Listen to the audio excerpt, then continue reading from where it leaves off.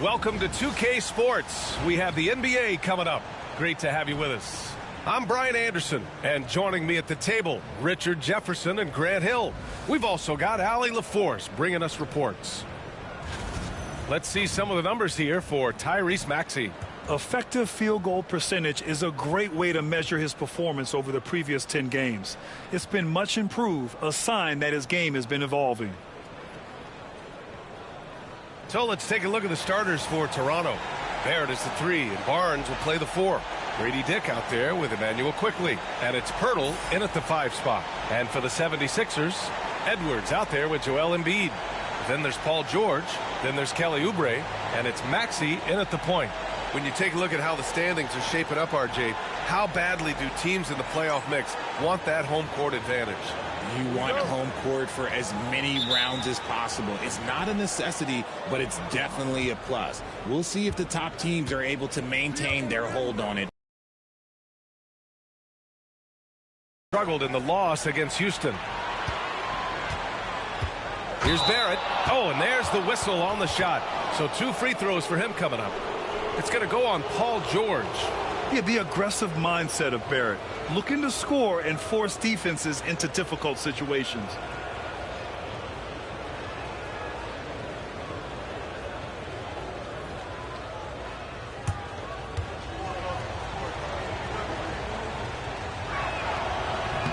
The first one falls. And with Barrett, we know he can score the ball. Now he must focus on becoming a better passer and facilitator.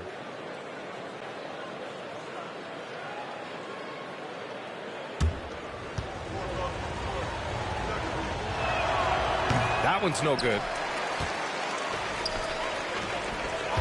Maxey on the wing, guarded by Quickly.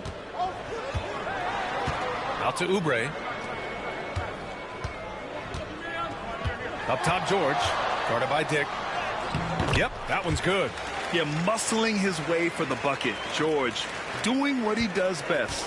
And Joel Embiid with a number of different co-stars in his time in Philly, Richard. Yes, Ben Simmons in his prime, Jimmy Butler, James Harden, they've all come and gone. But in Tyrese Maxey, Embiid might have found the tag team partner for the long haul. A chance here to catch up with Allie from the sideline. Earlier, I spoke with Nick Nurse, and he had nothing but praise for Scotty Barnes on the other side. He said Barnes poses so many problems because of his versatility. He can play multiple positions. He's unselfish. He's got great speed for his size. He had a lot of good things to say. Clearly, Barnes has a big fan here. Thank you for that, Allie. And so here is Philadelphia following the bucket by the Raptors. Edwards gets the bucket. Hey, good to get him going right away. I mean, those are the shots that really boost confidence. It makes a difference for them if he can establish his three-point shot as a weapon. Now here's Dick. He's been contributing over 15 a game. Pass to Barrett. Barnes with a screen on Edwards. 6 on the shot clock. Barnes in the post. He's covered by Oubre. Barnes, it's good. And Barnes doesn't back down from anyone, embracing the contact on the way up. Maxey passes to Embiid, and he drives in. It's stolen by Barnes. And here's Quickly. His last outing, he had 20. Pirtle with a screen on Oubre. For 3, Barrett. The rebound by Embiid. For Philadelphia, they've gone 2 of 3 from the floor. Maxey passes to Embiid.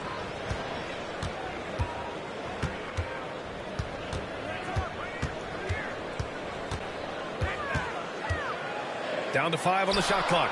Ooh, a little luck that time as it drops. Woo. Right now, they're humming along. 3 of 4 to start this game. Quickly passes to Barnes. Here's Dick. The 3. That one's good. And it's Barnes with the assist. I'll tell you, Grady Dick can shoot for days. I mean, his confidence from beyond the arc is really incredible. And so it's Nick Nurse calling timeout here. He wants a few moments to regroup with his players.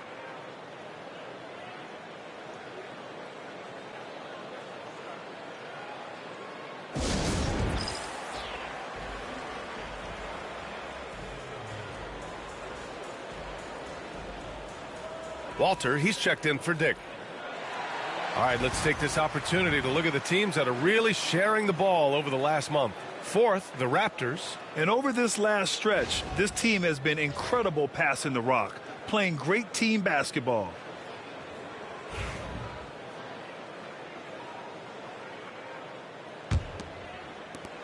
The Sixers trailing. Maxey passes to Embiid. Now here's George. The kick out to Maxey.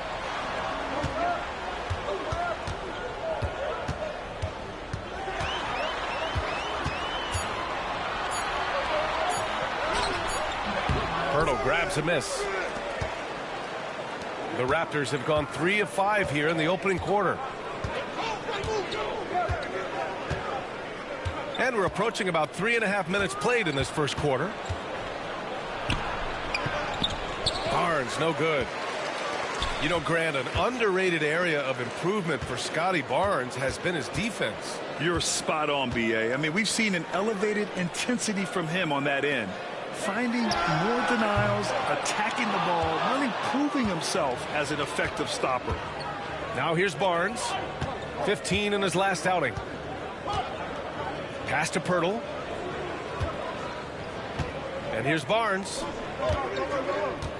And Maxey over to help.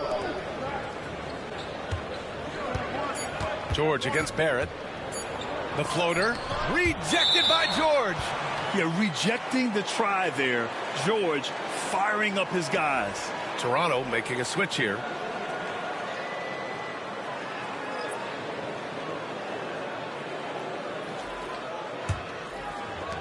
Philadelphia has gone 1 of 2 from three-point land so far. Here's Yabusele. Back to Maxey. 1:42 left in the first. Uses the glass to finish the layup. A physical scoring guard. Maxey is at home on the inside. Outside Barrett. Over to the wing. Boucher right side. And it's Philadelphia with the rebound. The last time they came together was in Toronto, where they fell to the Raptors. They lost the battle of the second units the last time these teams played and lost the game. Now here's Maxey. He had a 39-point outing in their last game against the Bucks in Milwaukee. He's a small guy with big hops. Maxey goes up high for that finish. Here's Shed.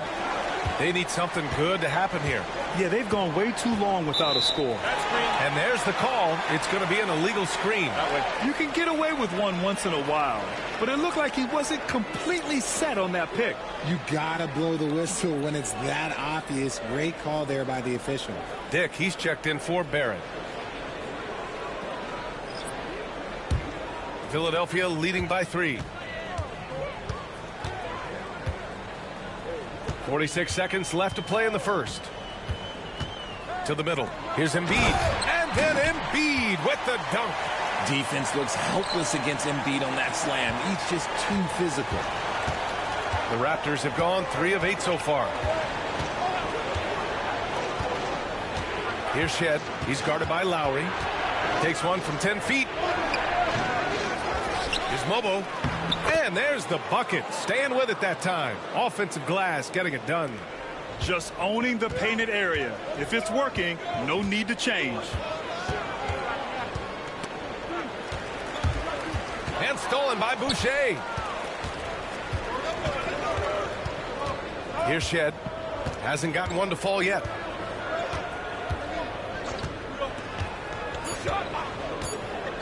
And they call an illegal screen here. That way.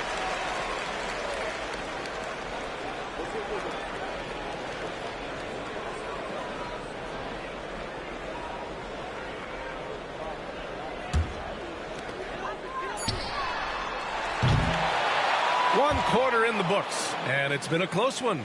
Sixers ahead, up by 3. After this break, we'll be back with the start of the second quarter on 2K Sports.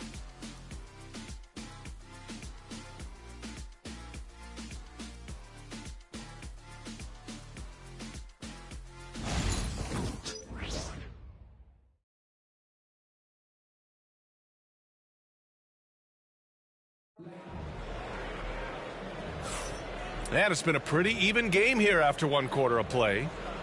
And a look at how the offensive approach has been going so far for Philadelphia.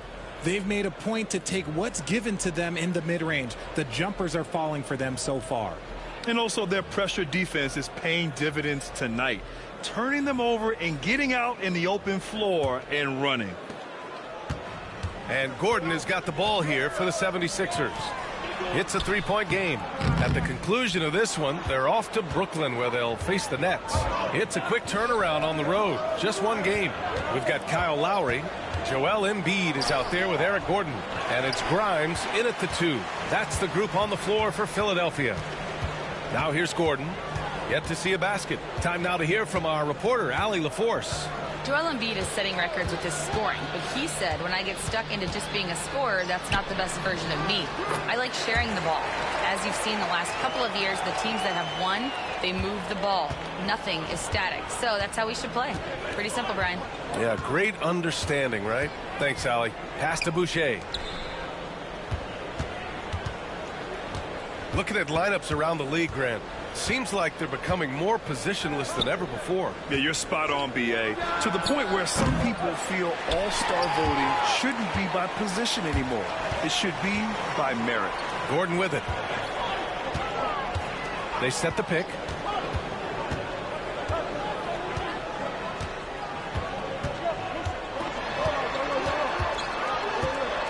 Pass to Grimes. 4 on the clock. Off target from 3-point range. Just enough of a shot contest to bother him. Dick, the pass to Boucher. 2 points. That one goes. Boucher's got his first points of the night. He finds a shooter in motion and is confident he can thread him with the lead pass. Well done. Screen by Embiid. Gordon can't hit. Raptors trail by 3. Pass to Shed. Now here's Boucher. Embiid covers. Here's Walter. Boucher a screen on Gordon. And he got the whistle on the way up. So he'll be headed to the line for a pair. And now that we have an opportunity, let's check out the top scoring rookies to date. You take a look at Dick, 3rd in the association. Just makes scoring look effortless. Man, he's fun to watch. And it's always hard to predict how easily young players will adapt to the league. But on the offensive end, he's really hit the ground running.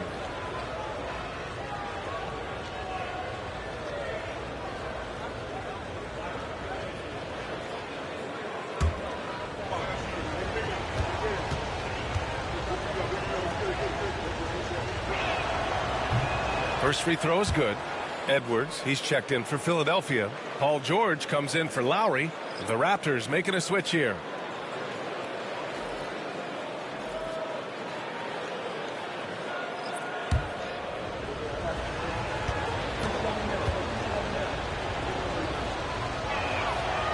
So he hits 1 of 2 from the stripe. Philadelphia's gone 0 for 2 from outside in the 2nd quarter. And Grant, I know you played a part in Embiid's decision to join Team USA. Yeah, B.A., I spent a lot of time talking to Joel Embiid and convincing him to play for us in the U.S. men's national team. Barnes, no good.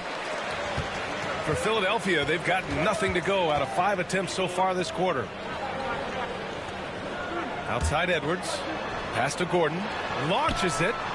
Fires in the triple. Gordon's gotten his 2nd bucket on the night.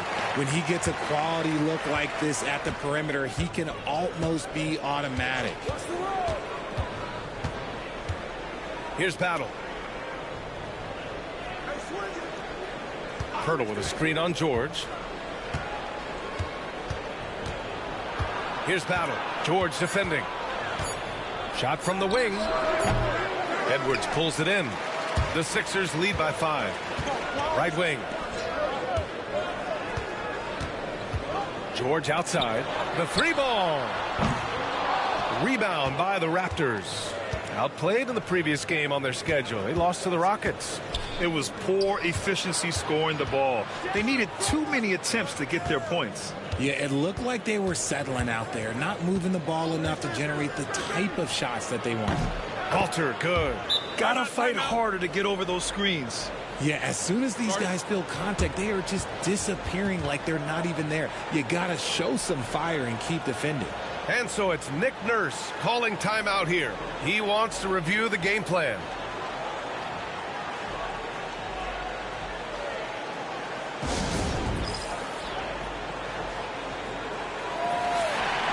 It's February. Let's see how things are shaping up in the East.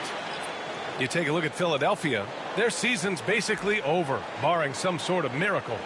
And, of course, the Toronto Raptors, only 2 spots back. Checking out Philadelphia, there's no doubt they feel the pressure mounting. I mean, failing to match those expectations from the start of the year is apparent. And we keep waiting for them to turn it around. And waiting, and waiting. And at this point in time, I'm just going to say it's probably not going to happen. Maxey, that's good. So tenacious. Maxey finds a way through. And Barnes has got the ball here for Toronto. Trailing by 4. 13 feet out. The rebound by Yabusele. See, that miss right there. It's why teams try to avoid the mid-range jumper these days. Maxey against quickly. Here's Yabusele. Pass to Oubre. Now here's Edwards. George outside. From deep three-point range. Rebound Toronto. There's a minute 34 left to play in the second quarter. Quickly with a screen on Oubre. The 3 from Barnes.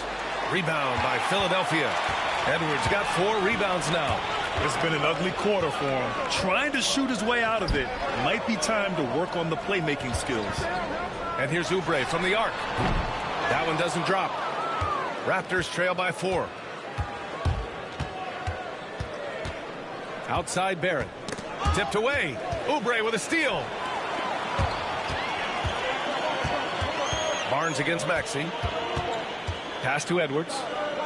George outside. They set the screen.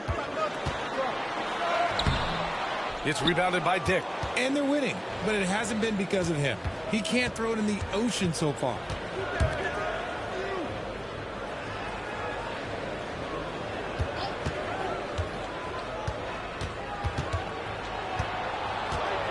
Shot clock at 6. Pass to Barrett. Shoots over George. And again, Toronto, no good. The Sixers lead by 4. Down low, Yabusele. I like that. I mean, some physical play inside. He's not about to give up any easy baskets. He's getting his first free throw attempts of the night now.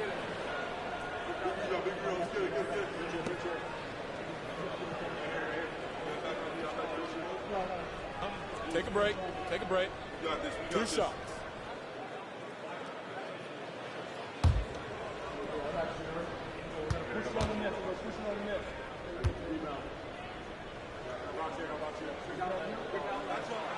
And the first one at the line is good.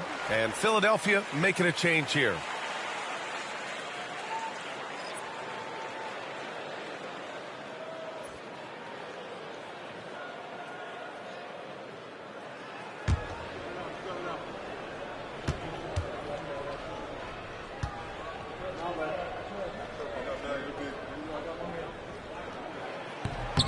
And he can't hit the second.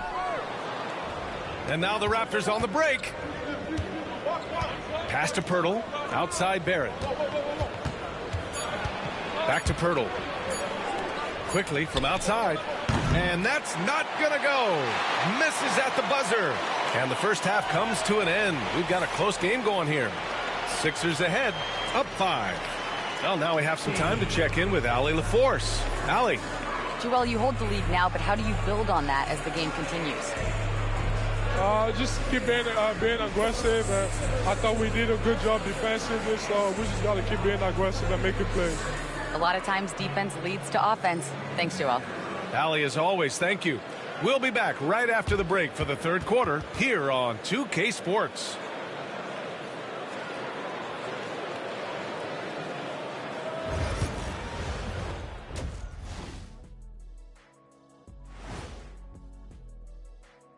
Howdy, folks. The moment you've been waiting for is here. Before we recap the first half, let's see what the standings look like in the East. Hey guys, wins and losses, the only thing that matters in the NBA? Wait, are they the only things that matter in the league? I care about much more than just winning. For example, MVP awards. Yeah, we know you got one. Should have had two. Hey, Steve Nash. So let's dig into that first half now, and what was a very solid performance for the 76ers. With how this offense has performed, they should be up even more. Well-balanced attack. Yeah, it's hard for a defense to take things away when you do a bunch of things well.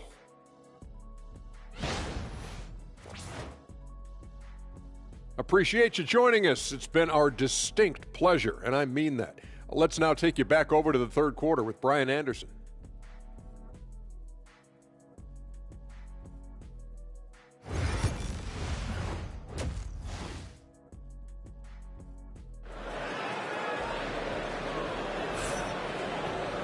Second half of basketball is upon us, and we may be in for an exciting finish based on how close of a game we've seen so far. Without question, Tyrese Maxey displaying all his skills today.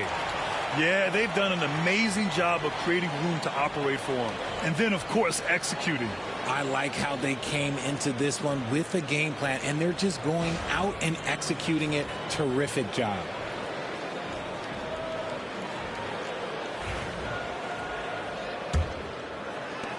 Philadelphia leading by 5. So for Toronto right now, Barnes and Pirtle down low at the 4 and 5. Emmanuel Quickley is out there with Grady Dick, and it's Barrett in at the 3. Gives us a chance to catch up with Allie LaForce. Brian, the Sixers' two stars make a great pairing. Maxey said of Embiid, since I was a rookie, he's had the ultimate faith and believed in me. And Embiid said of Maxey, he's something else. Always smiling with the same energy. Good games, bad games, always the same. People like that set the tone for everybody else. Brian? That's a good call, Allie. Thank you. Here's Dick. No good on the 3. Outside Maxey. Pass to Embiid.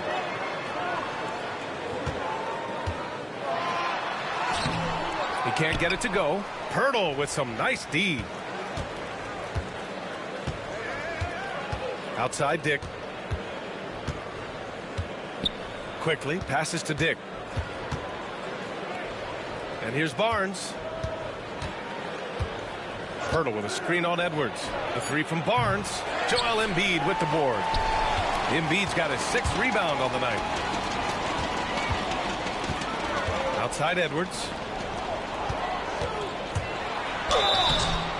And he's going to the line for 2. The official saw contact while he was going up.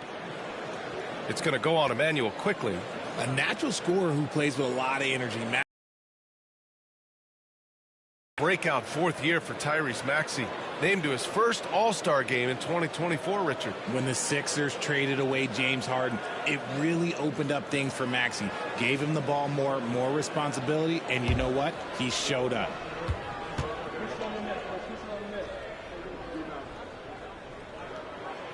And he drops the first. Talking about Tyrese Maxey, Grant, here's a guy who's improved every year. Yeah, B.A. I mean, from averaging 8 as a rookie to 26 points during his breakout 4th year, Maxey has added to his game every offseason and turned himself into an elite scorer. Both free throws good from Maxey. And it's a luxury to have a great shooter like him at the line. Very rarely see him miss. And Darko Rajakovic has called a timeout. He's going to talk it over with his guys.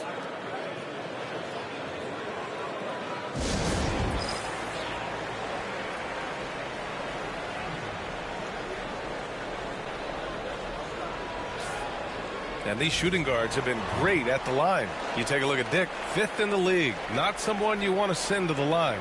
And 2 guard is a position where you'll find a number of great free throw shooters. These guys are the best of the best. I mean, you just got to look at their percentages, and I understand how much work these players have to put in the gym to be that reliable at the line. Quickly deciding where to go with it. On the wing, Grady Dick. Takes a 3. He buries it from 3. Dick's got 6. You like how Barrett always keeps his eyes open, watching the court for those assist opportunities. For 3, George sends it home from three-point land. And the 76ers lead by 9. This is just fun. These teams are trading threes back and forth. This is today's NBA. Hey, we see this kind of exchange more often than not. Now here's Pirtle. Still no points. Barnes with a screen on Maxey. Quickly from outside. Rebound by the 76ers. Edwards got 5 rebounds tonight. Rough start to the second half for them, only getting 1 of the past 4 shots to fall. Back to Oubre. Jacks up a 3. No luck on that one. Raptors trail by 9. Barrett passes to Quickly. A little over 2.5 minutes off the clock in this final half of play. Pass to Barrett.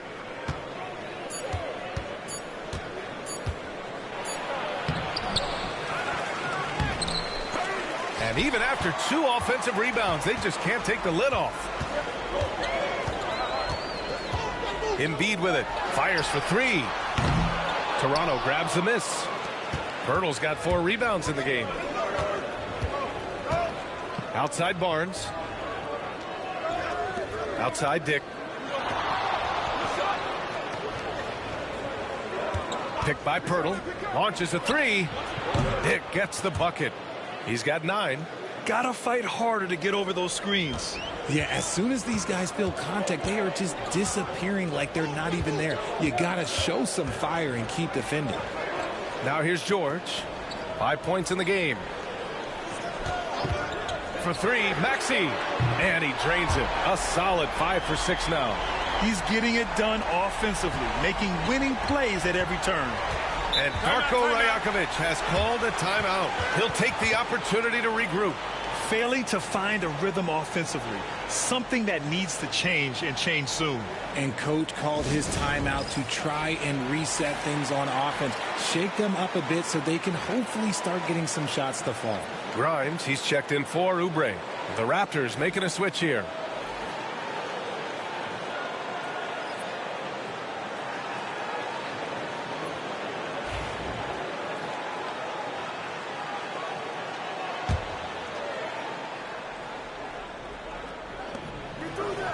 Pirtle, the pass to Boucher. Now Barrett. An effective score for them, scoring around 21.5 points a game. And it's blocked by Embiid. The timing on the rejection, Embiid's feel for when to go after blocks is ridiculous. Count the basket. Making the floater look this smooth is not as easy as it looks. It's a challenging shot. There's 1:40 left in the third. Boucher outside. Pass to Barrett.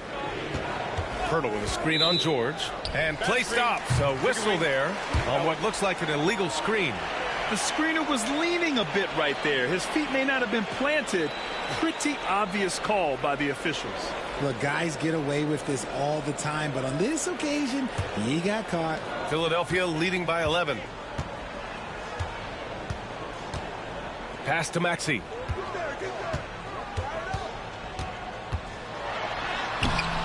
It's rebounded by Barrett. Barrett's got his 5th rebound in this one. Boucher right side. There's the triple. And again, Toronto, no good. For Philadelphia, they've gone 4 of 8 in the third. To the inside from 6 feet away. Oh, good D by Boucher. Raptors trail by 11. It's Barrett on the wing.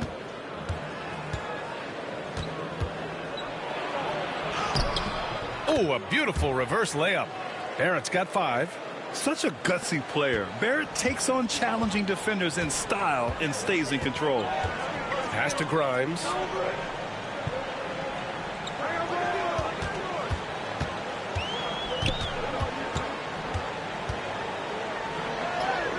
Soft touch off the glass.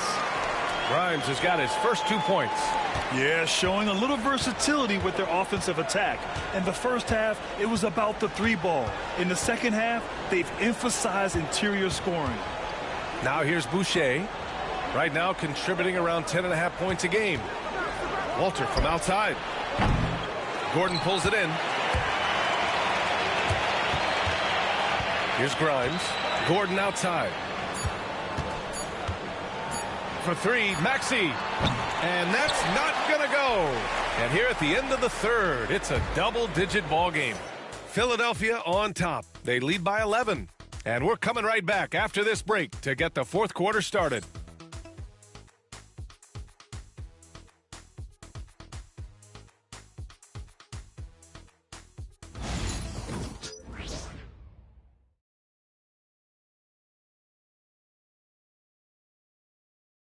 And now we have a moment to reveal our State Farm assist of the game. This is the definition of team chemistry. I love to see this kind of communication and connection between teammates leading to the perfect pass. Serving it up on a platter, that is a beautiful dish. And 2 teammates on the same page, woo. And as we head into the fourth, we'll see if there's a comeback in the works or if it's more of the same for the first 3 quarters. They've got Eric Gordon. Joel Embiid is out there with Kyle Lowry. And it's Grimes in at the shooting guard position. That's the group on the floor for Philadelphia. The Sixers lead by 11. Here's Yabusele. Embiid with it. Here's Grimes. That three's off the mark. Here's Shed.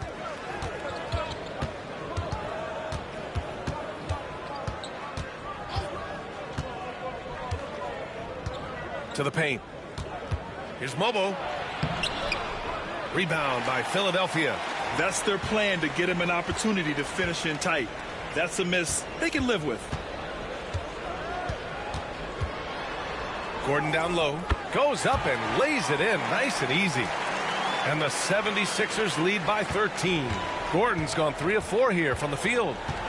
Boy, they need something to go to regain some confidence. No question. Way too many empty possessions for them. Here's Battle.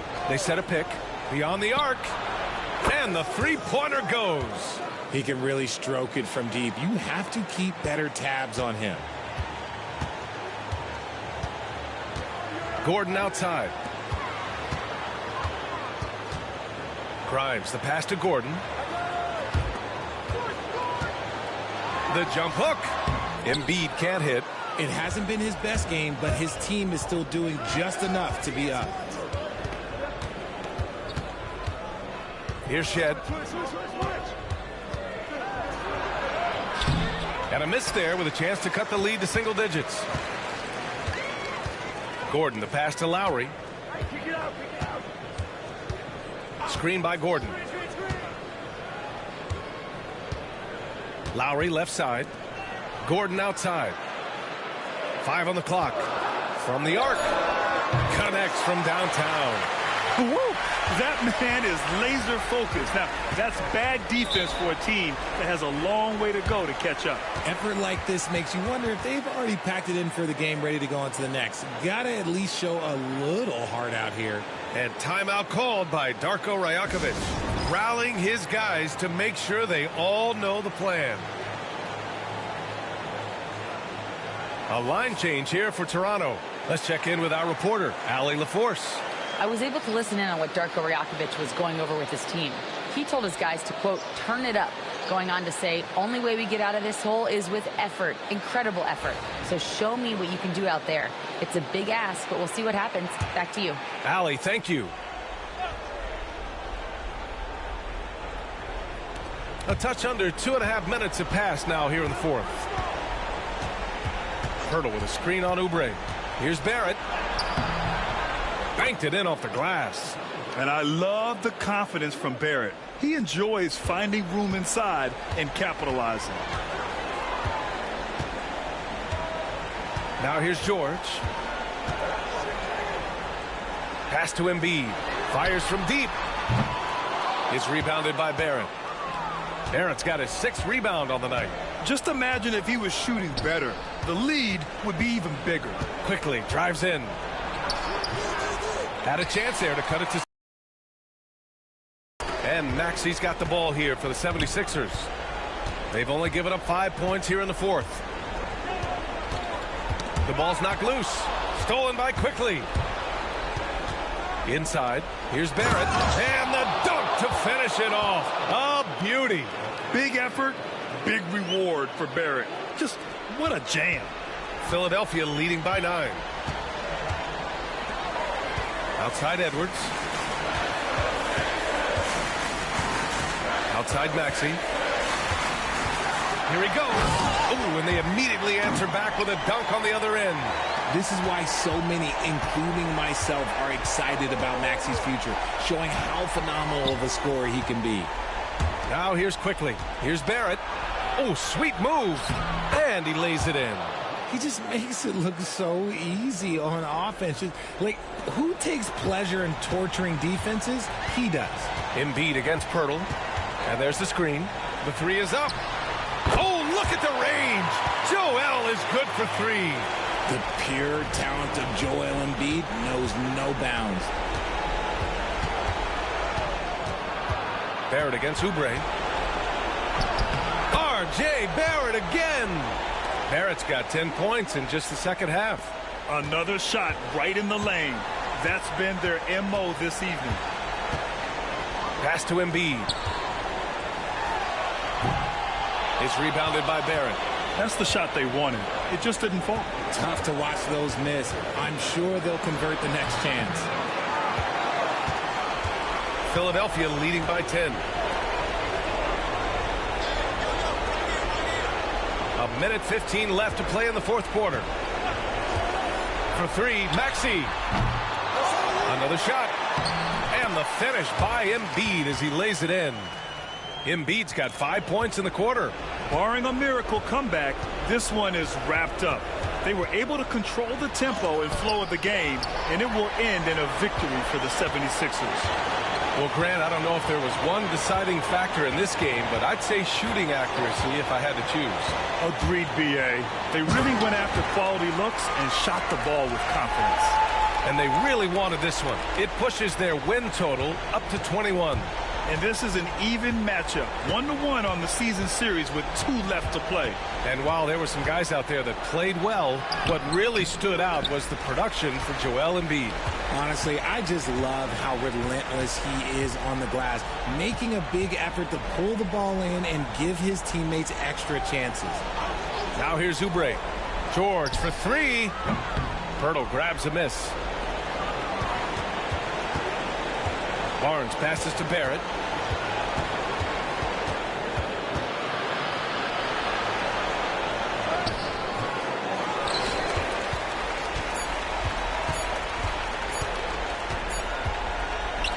So it's the 76ers winning this one easily. Even early on in this game, they appeared happy to be playing at home. And it makes a huge difference. Once they started to get into a groove, you never really felt like they wouldn't come out on top. And now let's check in with Allie LaForce with the player of the game. Allie. Joel, tonight was a statement win. What is it that people should know about this team? You know, we tough, especially defensively. That's our motto. We want to guard, we want to get stops, and I think we did that pretty well tonight. But you know, we young, we learning every day, and we're gonna be really good. The more reps, the better, and a lot to look forward to in the future. Thanks, Joel. Thanks, Allie. Great interview once again. Well, folks, that's going to do it for now. For Richard Jefferson, Grant Hill, and Allie LaForce, this is Brian Anderson saying thanks for watching. And as we leave you, here's a look at our player of the game, Joel Embiid.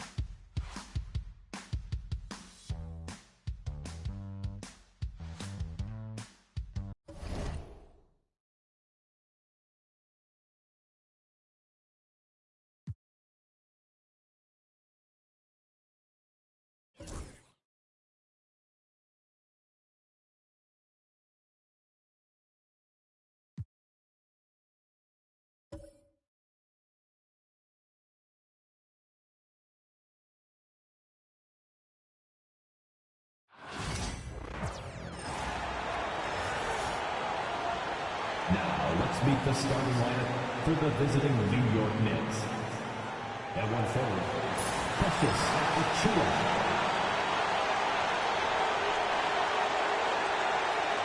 At the other forward, Josh Hart.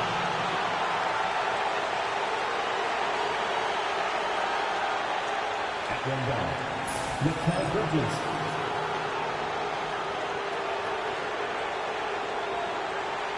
At the other guard, Jalen Brunson.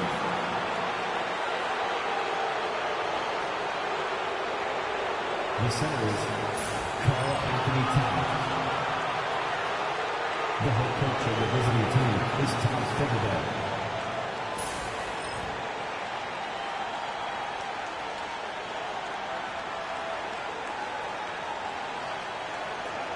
Pacers forward step back. It's team time. Let's meet the starters from your Indiana Pacers.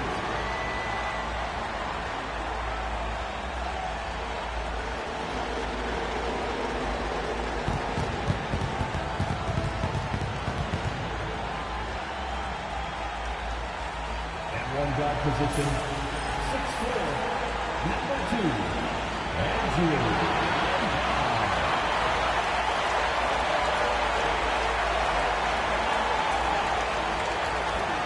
At forward, 6'5", number 00, Benedict Mathurin.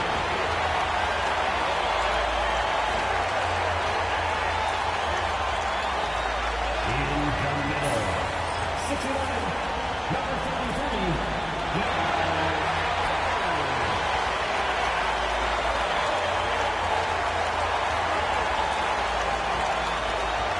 the other forward, 6'8", number 33, Pascal Siakam.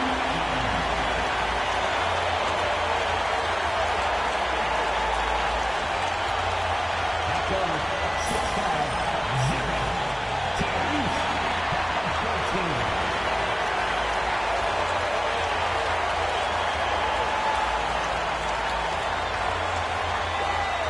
Welcome, sports fans. Thanks for joining us. It's the NBA on 2K Sports. With Greg Anthony and Brent Barry, this is Kevin Harlan. You'll be hearing from David Aldridge on the sideline. Let's see some of the numbers here for Karl Anthony Towns. And the one thing that he'll be looking to change is the downturn in his three-point percentage. It's taken a hit here the last 10 games. I know he's putting in extra work to get that rhythm back. So a look at our starters for the Knicks. Mikal Bridges out there with Jalen Brunson. Then it's Josh Hart. Then there's Towns. And it's Achiuwa in at the power forward. And for the Pacers, Halliburton in the backcourt. Nembhard to his side. Siakam is the 4, and he'll be next to Turner at the 5. And it's Mathurin in at the 3 spot. There should be plenty of action down in the painted area tonight, Greg, with the big man matchup in this one. Yeah, I love to see skilled bigs dueling down low. Kind of a throwback in some ways, but there's still plenty of physicality in the modern game. Mathurin with the ball, defended by Hart. Shot clock at 6. Halliburton against Brunson. The shot's good from Halliburton. Halliburton comfortable from there. Defense has to watch where he gets to on the court, because right there he's dangerous. Brunson kicks to Achiuwa. Halliburton against Brunson. From outside the arc. The rebound by Turner. Right now, let's send it over to the sidelines and get a report from David Aldridge. Well, Kevin, Rick Carlisle gave me a few minutes to catch up with him. We talked about facing a point guard like Jalen Brunson, and he told me Jalen's got a great sense for angles and knows how to attack if anyone's out of position. We have to stay disciplined on defense. Of course, Brunson will be the focus of their attention tonight. Back to you. Thank you, David. Now, Siakam. After Jalen Brunson missed it on that last three-pointer. Well, the impressive playmaking skills of Siakam. Nice pass to set up his teammate. Here in the first, a little over a minute played so far. Brunson the pass to Towns. Bridges with it. Launches it. Good, and the assist goes to Towns. And that's exactly what he's looking for, draining the triple. Hey, Greg, since getting traded in 2023, Mikal Bridges' scoring numbers have exploded. Yeah, Bridges, the main piece of that deal, sending Kevin Durant to the Suns. Mikal scored 26 a game down the stretch for Brooklyn that year, taking his game to another level. Clock at 4. Here's Siakam. It's rebounded by New York. I guess even he has to miss one of those once in a while. Brunson outside. Lets it go from deep. And it's Mathurin with the rebound. The Pacers have gone 2 or 3 here to start out the game. Indiana moving it around. Siakam for 3. Sinks the three-pointer. Well, when he finds the shot he wants, Siakam is a threat from range. Bridges outside. Lays it up and banks it in. Bridges has got 5 points so far. And I like to see this. They're calling his number early, and he's delivering. Well, he's going to just keep going now. That's early confidence for him. Now, here's Halliburton. We saw him with 19 points his last outing. Pass to Achua. Here's Brunson. And they're unable to get the tying basket there. Out to Turner. Back to Siakam. The 3. Can't hit that one. New York's gone 1 of 3 from beyond the arc so far in the game. And a lot of contact on that one, so he'll shoot 2 here. It's going to be on Miles Turner. Well, when you survey Jalen Brunson going from role player now to all-star, what a rise. What's been the key for him? I just think it's confidence, Kevin. I mean, simple confidence. I don't think there's one point where Jalen Brunson didn't believe that, not that he was the best player on the court, but that he was going to be the best leader. And that has translated into him producing some massive scoring and assist nights for any team that he's played on. This guy is a winner. Brent, I don't want to put words in your mouth, but I think it amazes both of us that Jalen Brunson fell to the second round, the 33rd pick back in 2018. So with that in mind, how has he overcome the doubters? Well, the first thing he got was opportunity, Kevin, and that's all you can ask for as a young player. What he was able to do in Dallas opened up the eyes of a lot of people to what he was capable of as a point guard in the league. But trust me, Jalen Brunson has never stopped believing in his ability and confidence to dominate a game the way that we've seen him do that in the past couple of seasons. Now, here's Halliburton. Well, as you can see from his numbers, he's been a key component in their offense. He's averaging almost 18 points a game. Knicks have gone 2 of 5 here, making 40% so far to start out the game. Achua, no good. Well, a lot of players in the league are going to make that shot, and for him, it's pretty much automatic. It's a good defensive effort to prevent the layup. Here's Nembhard. No scoring in this one. Turner with a screen for Halliburton. Drops in the tray. Now, this is a veteran play call by Halliburton, getting some aid from his teammates instead of trying to do it all by himself. Brunson, the bounce pass. Towns for 3.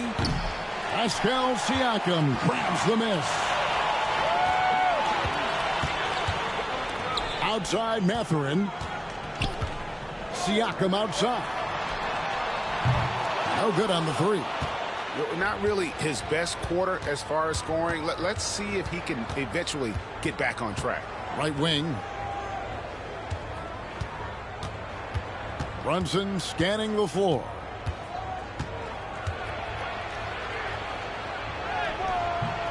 Excellent defense there from Halliburton.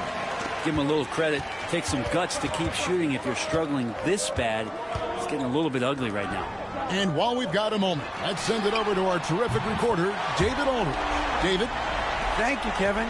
Jalen Brunson is a very cerebral player. He says he focuses on the little things.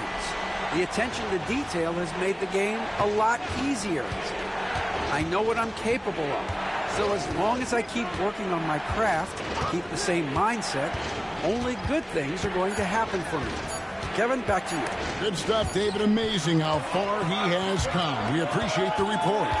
Here's Siakam. Towns with the defensive effort.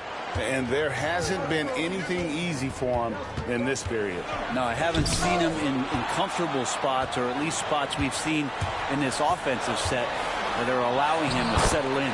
Basket counts. That's where Siakam lives right there. Great fight.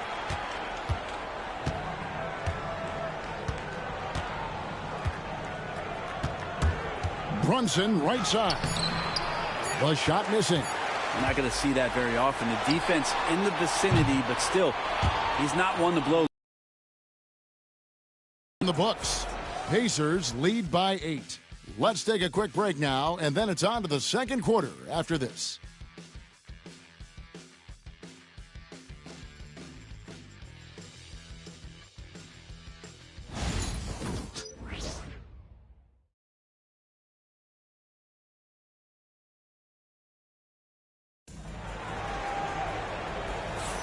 And if you're just joining us, we've played through one quarter in this one. And guys, what do you think about the offensive approach we've seen so far for Indiana? Well, they haven't wasted any time getting into a groove from deep, putting up and hitting a healthy amount of three-pointers thus far. So much good energy and flow tonight, and that has really come out of great ball movement. Guys have been open, and as soon as they get the ball. Toppin is out there with Neesmith. Then there's Tyrese Halliburton, and it's T.J. McConnell, and it's Walker in at the 3. That's the Pacers' 5. Well, crafty and shifty, those are two adjectives that fit under the Jalen Brunson definition. Halliburton outside. Over McBride. Knicks with the rebound. Atlanta will be traveling to face them after this game. That'll be the first of 2 straight at home. Nice. Brunson working inside. Well, Brunson, one of those players that's just not going to be denied, determined to convert inside, and he does. Halliburton kicks to Toppin. No good with the triple. Knicks trail by 3. And that'll be 2 free throws coming up. Officials on the call with the foul. It's going to be on Obi Toppin. Might have been a little force from Brunson, but he gets in there to get the foul. He's gone 2 for 2 at the line so far. In their last contest, guys, he was unconscious from the foul line.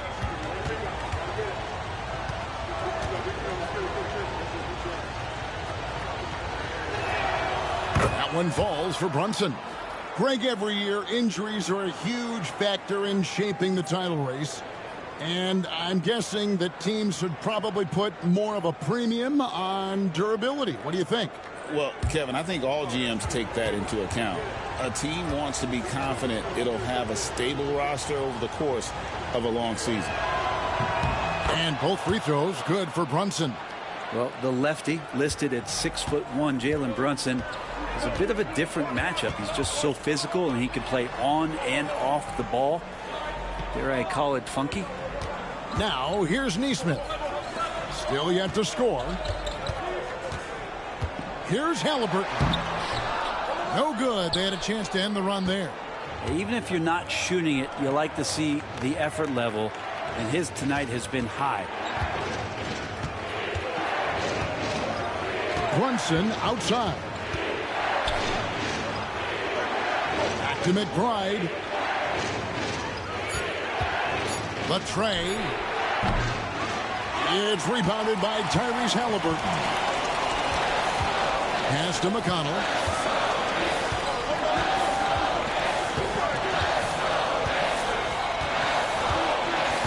And here is Toppin. That's good, and it's McConnell with the assist.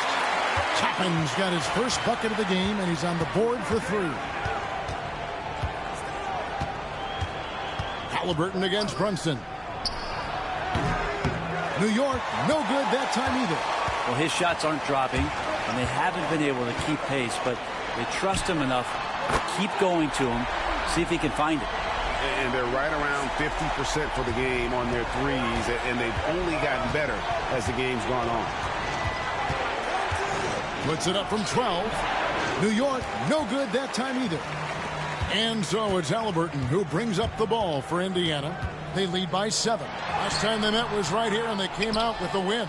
And if you look at the box score from that game, guys, the first thing you'll notice is how many turnovers they forced.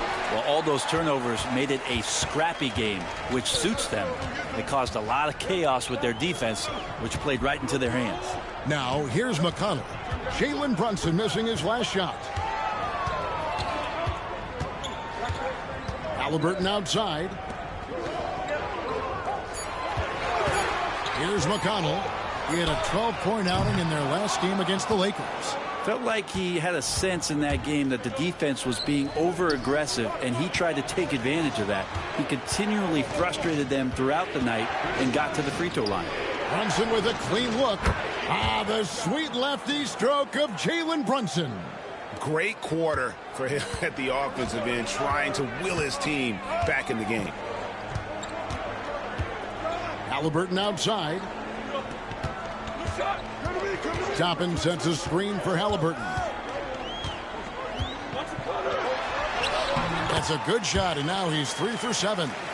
Defense doing their best to put Halliburton off balance, but he stays flexible, kind of warps around the defense and adjusts to the contact. And Tom Thibodeau decides to call timeout. He wants to talk to his guys.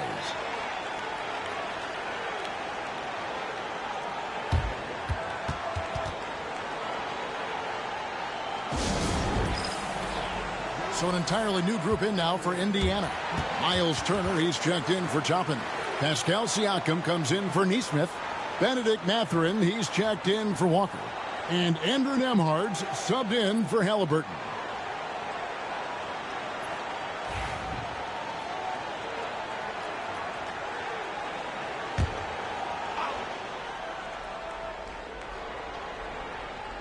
Here's McBride. Nothing on the board. And the foul called on Pascal Siakam. That is his first foul of the game.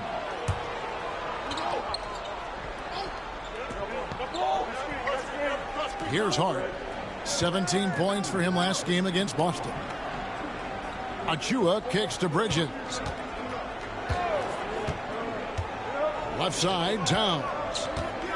Clock at 6. Over Turner. Hits some rim on the way in, and the bucket's good.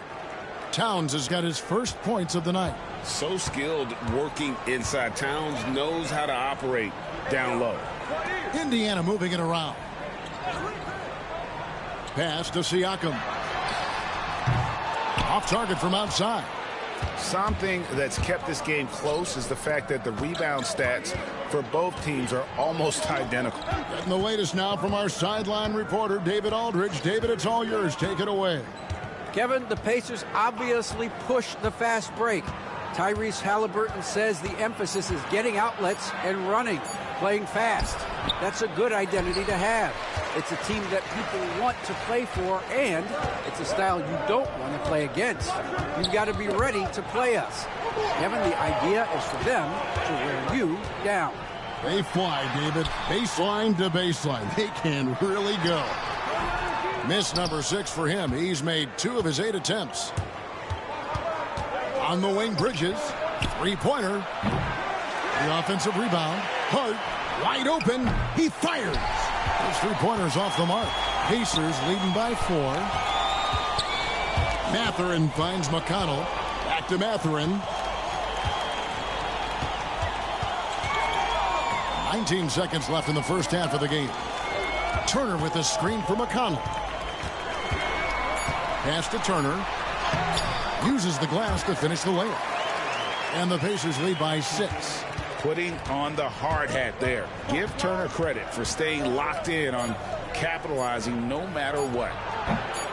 Pretty lax defense there. He's going to see fewer and fewer chances if he can't bury those kind of jumpers.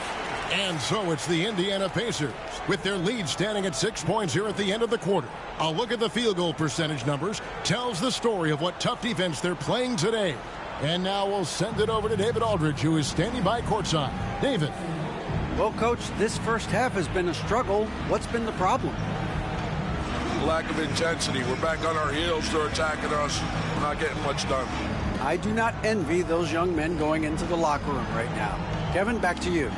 All right, David, thank you. We'll be back after halftime for the start of the third quarter.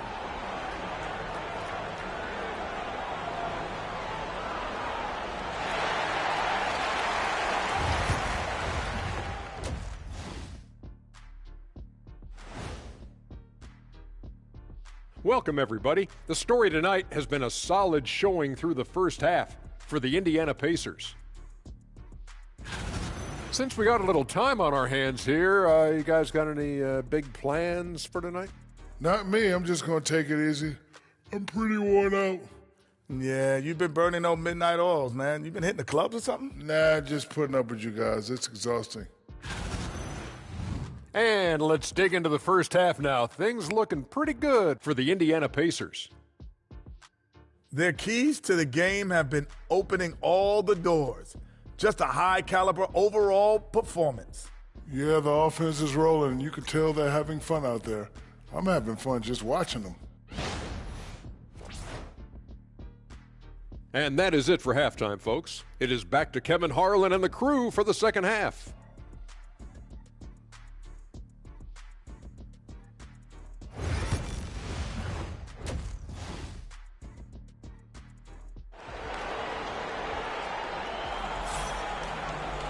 And in that first half, we saw a pretty tight battle. We'll soon find out what sort of adjustments were discussed during the half. One guy who's been getting it done is Jalen Brunson. And the way he goes at defenders, he is bound to get to the line just like he did there in that first half. Yeah, almost inviting contact, that attack mentality on full display.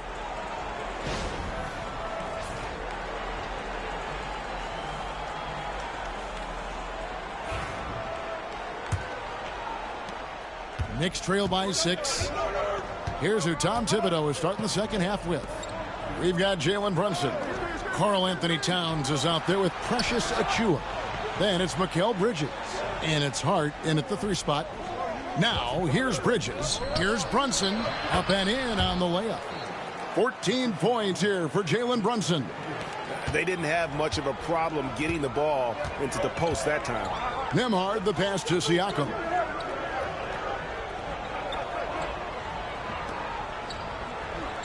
Turner with a screen for Siakam. Beyond the arc. Hits it from 3-point range. Siakam's got 8 points. Creating some space in the two-man game. Siakam read that one right. Brunson the pass to Towns. That's tipped, and it's going to be out of bounds. The Pacers will take it. Here's a look at what's coming up for New York. On Wednesday, they'll be taking on Clint Capella and the Atlanta Hawks. Then on Thursday, they'll defend home court against the Chicago Bulls. And looking at the Boston matchup, it's going to be an all-out battle.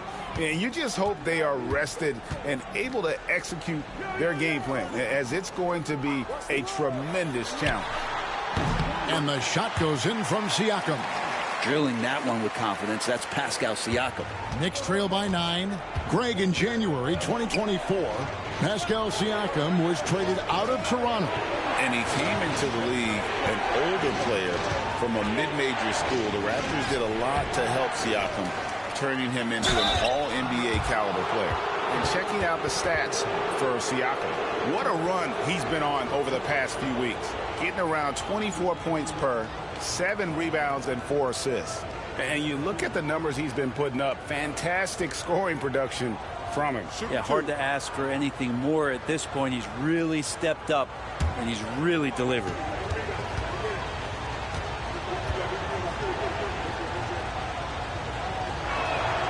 First free throw is good. And how about JB? Jalen Brunson, since that free agent move in 2022, really raising the level of his play.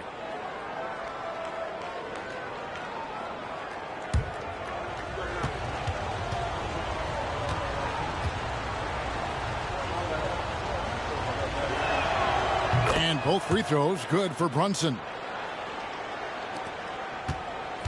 And Halliburton's got the ball here for Indiana. They've got the Wizards ahead of them. Their next game in Washington. That will be a getaway game for them, a one-game road trip.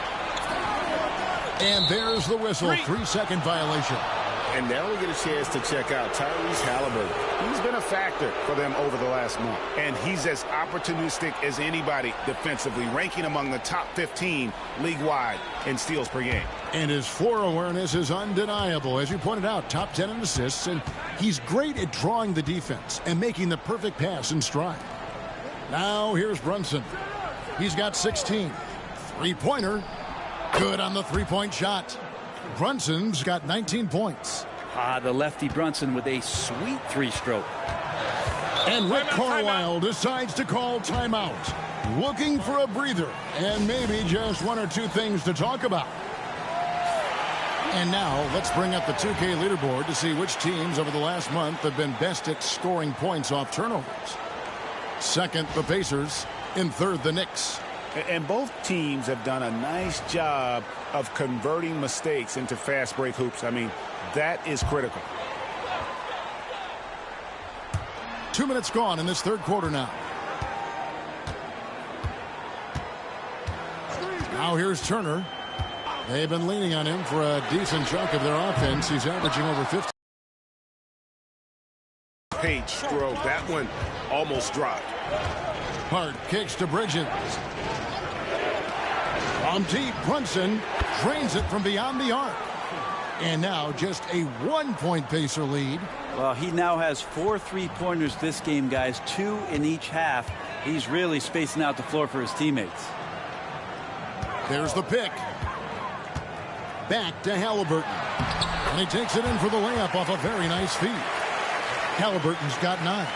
Standing 6'5", Halliburton, one of those longer, lanky guards that can get out there and use his size to disrupt. Brunson the pass to Hart, and the shot goes in. Yeah, they've only missed 1 out of their first 5 shots here in the second half, guys. Their offense really moving well, ball snapping, and the shooting looks to be in great rhythm. Mathurin against Hart. Some nice passing here by Indiana. And a wide open look for Siakam. Misses the 3. Hard to figure out how he doesn't knock that one down. No defender in sight.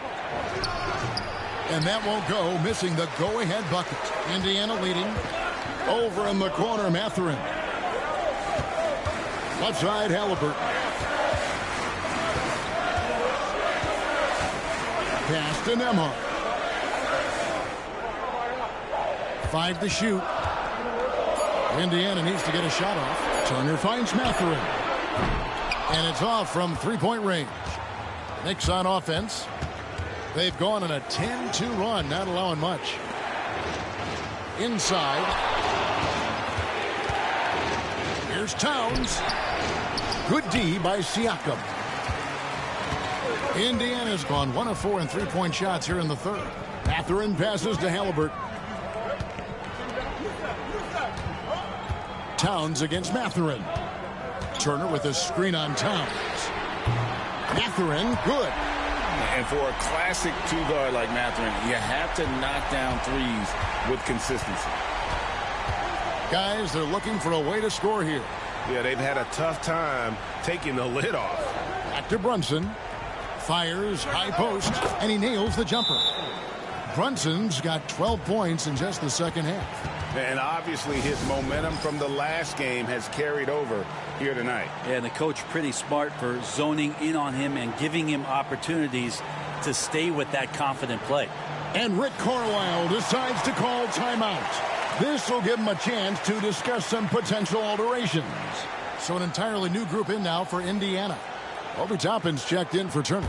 Walker comes in for Benedict Mathurin. Shepard's checked in for Andrew Nembhard. And it's T.J. McConnell in for Halliburton.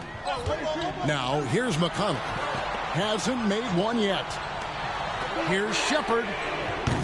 From outside, off the mark. New York trailing. Over in the corner, McBride. 58 seconds left in the third quarter of the game. Payne looking around. That doesn't go in. Had a chance, though, to take the lead. 2-for-1 chance here. Let's see if they use the clock to their advantage. And the rejection by Towns. A firm denial by Towns, knocking it away with that tremendous length. Towns sets the pick for Payne. That three off the mark. And you don't want to give up that kind of look too often. 3 seconds separate the shot clock and game clock. Walker with a clean look. And once again off the mark by Indiana. Yeah, take your time. You don't give them another possession. Yeah, hopefully that's what they'll do here. It's what most teams try to execute at this time in the game. Here's McBride. New York, no good that time either. We're at the end of the third, and we've still got a close one. Indiana out in front. They lead by 2. Live from Cambridge Fieldhouse, you're watching 2K Sports.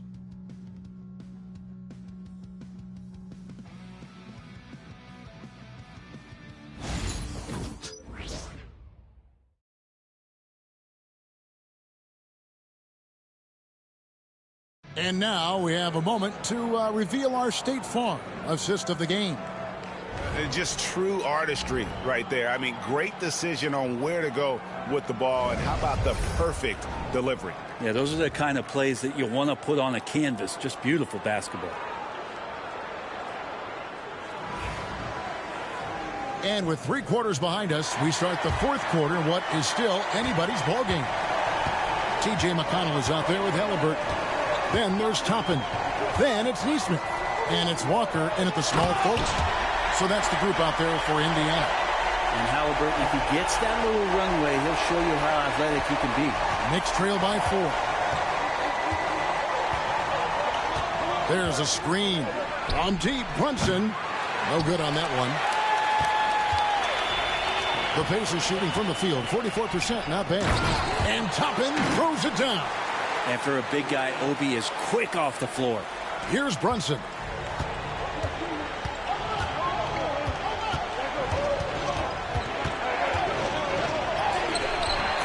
Muscling it in, Brunson.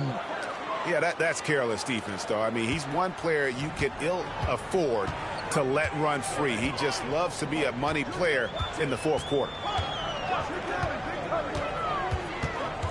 Halliburton against Brunson. And it's Halliburton missing.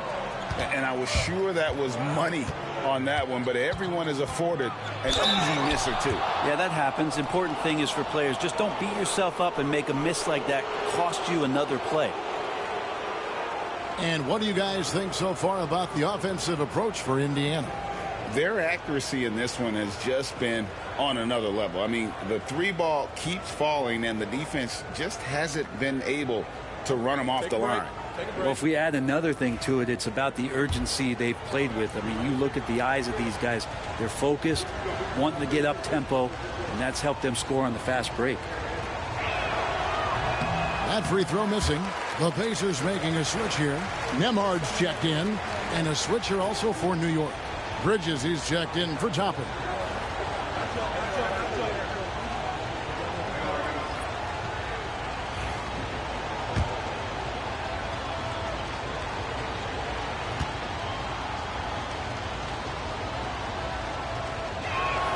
And he sinks the second. Here's Halliburton.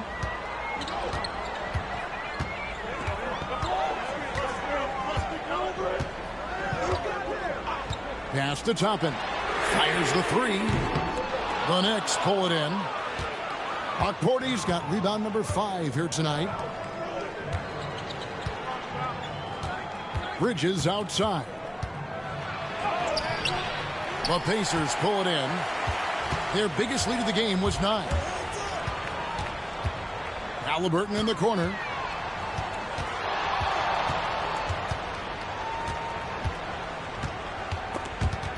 And stolen by Payne. To the inside. McBride laid in with a nice touch off the glass. McBride's got his first basket. And that was the right call. When you need a basket, go to the guys you trust the most. Yeah, whether it's teammates or the coaching staff, hopefully a combination of both. But when it gets close, he's getting the ball. And Rick Carlisle decides to call timeout. There was no hesitating. He wants to talk to the team right now.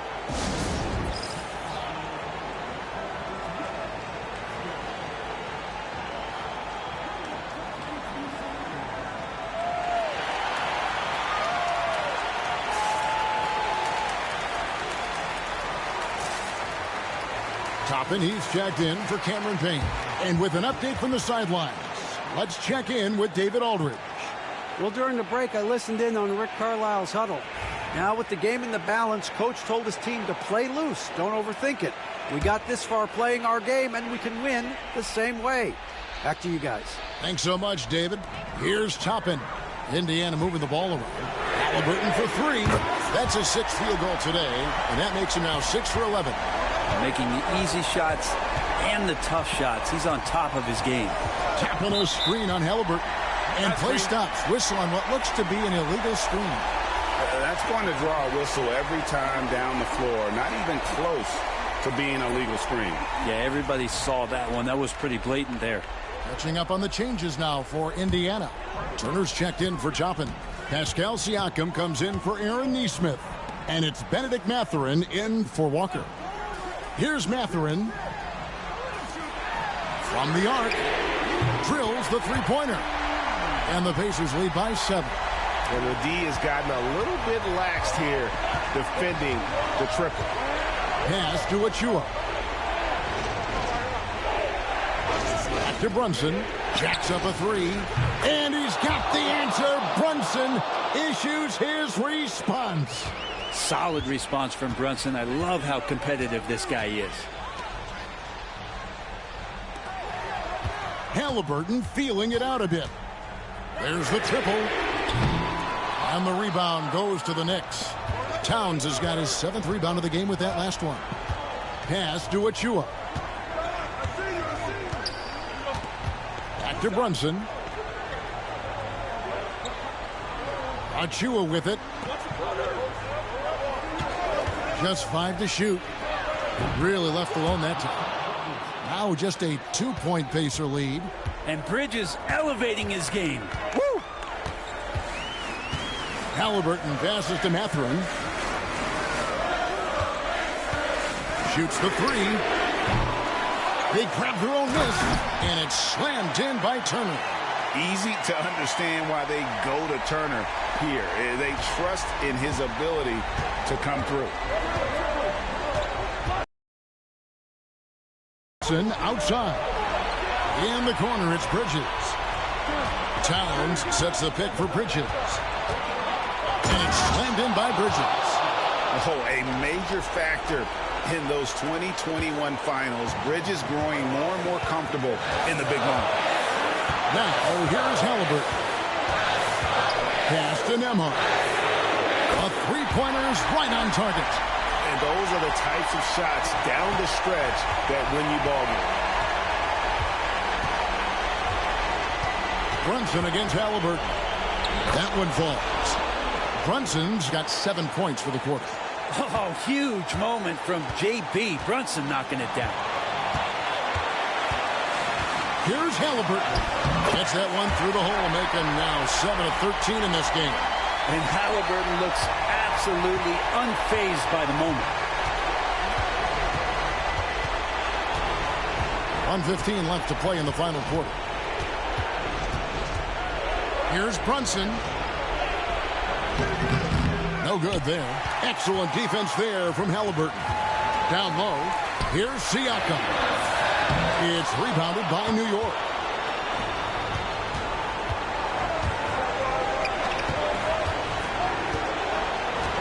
Bridges deciding where to go with it.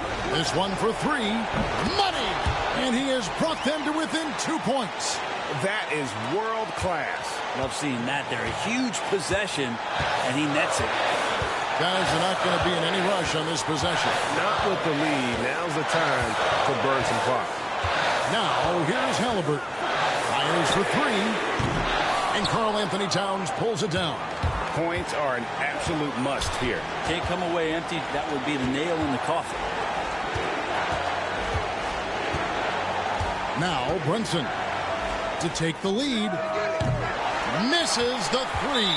And they foul intentionally. They're going to have to do that now again and again. They're not in the penalty yet. And you know what? Smart foul. You got to try and extend the game.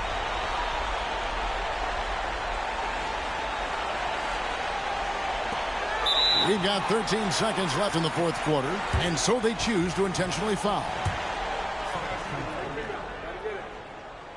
So the first one drops, and that makes it a 3-point lead.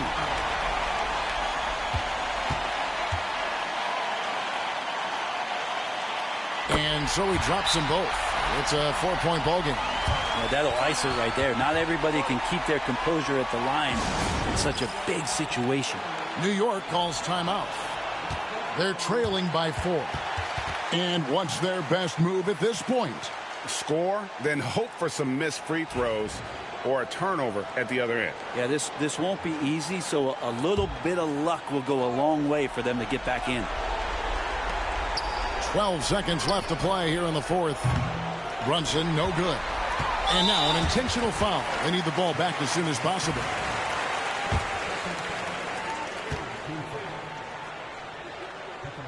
And he cannot get the first one to drop. Tough one to miss.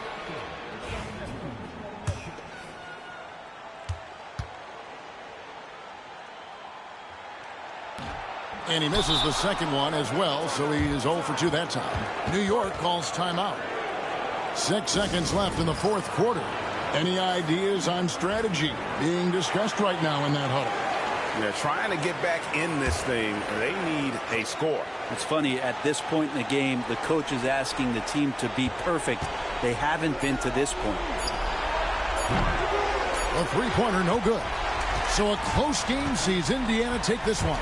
They didn't make it easy on themselves or their fans, but in the end, everyone's satisfied. Well, I mean, there were some times that momentum shifted, and especially early on, but let's give this group a lot of credit for that stick-to-itiveness in terms of finishing out and executing that game plan. And that about wraps it up. For Brent Barry, Greg Anthony, and David Aldridge, this is Kevin Harlan saying thanks for watching. And now we present the player of the game, Tyrese Halliburton.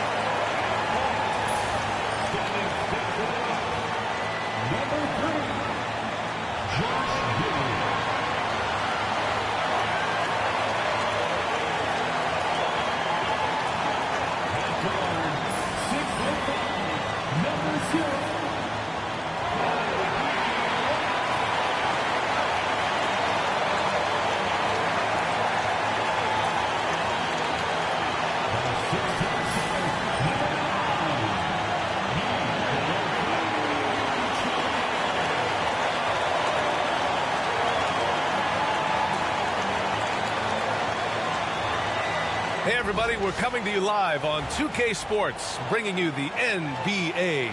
This is Brian Anderson with Grant Hill and Stan Van Gundy. And out on the sidelines is Allie LaForce. And let's check out a breakdown looking at some stats for Matas Buzelis. And over the last 5 games, his field goal percentage has increased. And you can make a case his confidence as well because of this. Now a look at Detroit's starting lineup. Down low, it's going to be Harris and Duren. Tim Hardaway is out there with Kate Cunningham. And it's Thompson in at the 3 spot. And for the Bulls, Gideon White pair to make the backcourt. Nikola Vucevic is out there with Buzelis. And it's Dosunmu in at the 3, the small forward. And then the front end of the back-to-back. What's important? Well, B.A., most coaches treat this one like a regular game. Try to win. Don't worry about minutes. Tomorrow, they may adjust the rotations a bit. And so off the tip, it'll be the Bulls.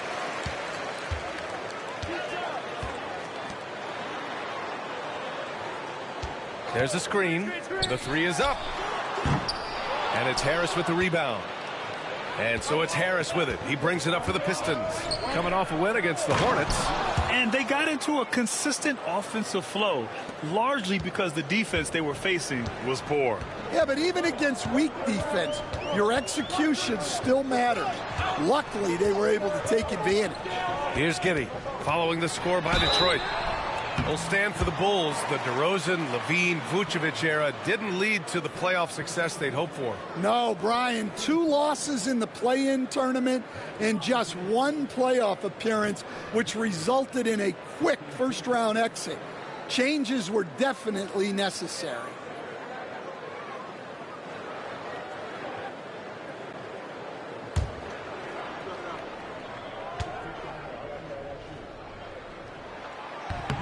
First one falls for him. All right, Grant, I have to ask you, has there ever been a more intimidating team than the old bad boy Pistons? Well, they weren't fancy, but they played hard and they played physical basketball. Every team that faced those Detroit teams knew they were in for a battle. And that one goes in. 2 from the line that time. You can tell that Josh Giddey is one sharp player, not just in how he threads passes, but how he moves on the floor and gets around other guys. Thompson's shot is off. Outside Giddey. Pass to Vucevic. Here's Buzelis. Dosunmu with it. Defended by Thompson. Dosunmu goes in. And that one's good. And setting the tempo with an assertive move. Like, where was the defense on that play? Well, when you are the aggressor this early, it is intimidating. Now here's Hardaway. Taking a look at his numbers, averaging about 11 a game. Drains the triple. Easy look when the defender isn't fighting over the screen. Yeah, it's certainly worth it to disrupt the offense. Coaches notice that extra effort. Here's Giddey. Pass to Vucevic. Shoots over Duren. Vucevic's shot is off. Detroit has gone 1 of 2 from 3-point land so far. And it's cleared by Vucevic. The Bulls have gone 1 for 3 so far. Let's go now to the sideline and catch up with Allie LaForce. I caught up with head coach Billy Donovan. I asked him what's the key to slowing down Cade Cunningham. coach said, quote, not letting him get clean looks inside the arc. Cade is a terrific mid-range shooter and a solid finisher inside, so we just have to get a hand in his face on every shot. Limiting his production could be the difference in this game. All right, appreciate it, Allie. Now here's Cunningham. We saw him with 19 his last time out. 5 to shoot, to the middle. Duren. And it's cleared by Vucevic. For Chicago, they've gone just 2 for 4 from the floor. Giddey passes to Dosunmu. Duren against Vucevic. Pass to White. The 3. That shot, no good. And so Thompson will bring it up for the Pistons. Trailing by 2. Well, Stan, you talk about a late bloomer. Kobe White has shown that he might be just that. Well, Brian, everything has come together for him. He's improved on defense. He's improved his decision-making. He got that second contract and a bigger role, and he is playing great. And he might have the best hair in the NBA. Vucevic's shot is off. Suffocating defense to keep the layup from falling. Outside Hardaway. Cunningham against Vucevic. And it's Cunningham missing. And so here is Chicago. Here's Dosunmu. And it's Harris with the rebound. He's as surprised as we are. Most nights that bucket is automatic. Pass to Duren. And the dunk by Duren. That is what they want from Duren. Spike it, young fella. And for Chicago, they're shooting just about 29% so far. Not great. Here's Buzelis. Outside White. Now here's Vucevic. Here's Buzelis. Pounded by Harris. Oh, he goes up high for the two-handed slam. There you go. He's a monster at the rim. So athletic. Obviously, he plays on the attack.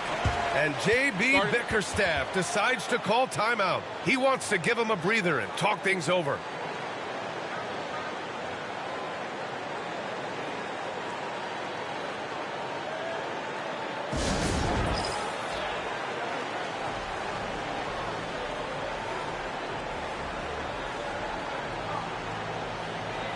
A big group substitution here for Detroit. Stewart, he's checked in for Harris. Holland comes in for Thompson. Beasley's checked in for Hardaway. And it's Schroeder in for Cunningham.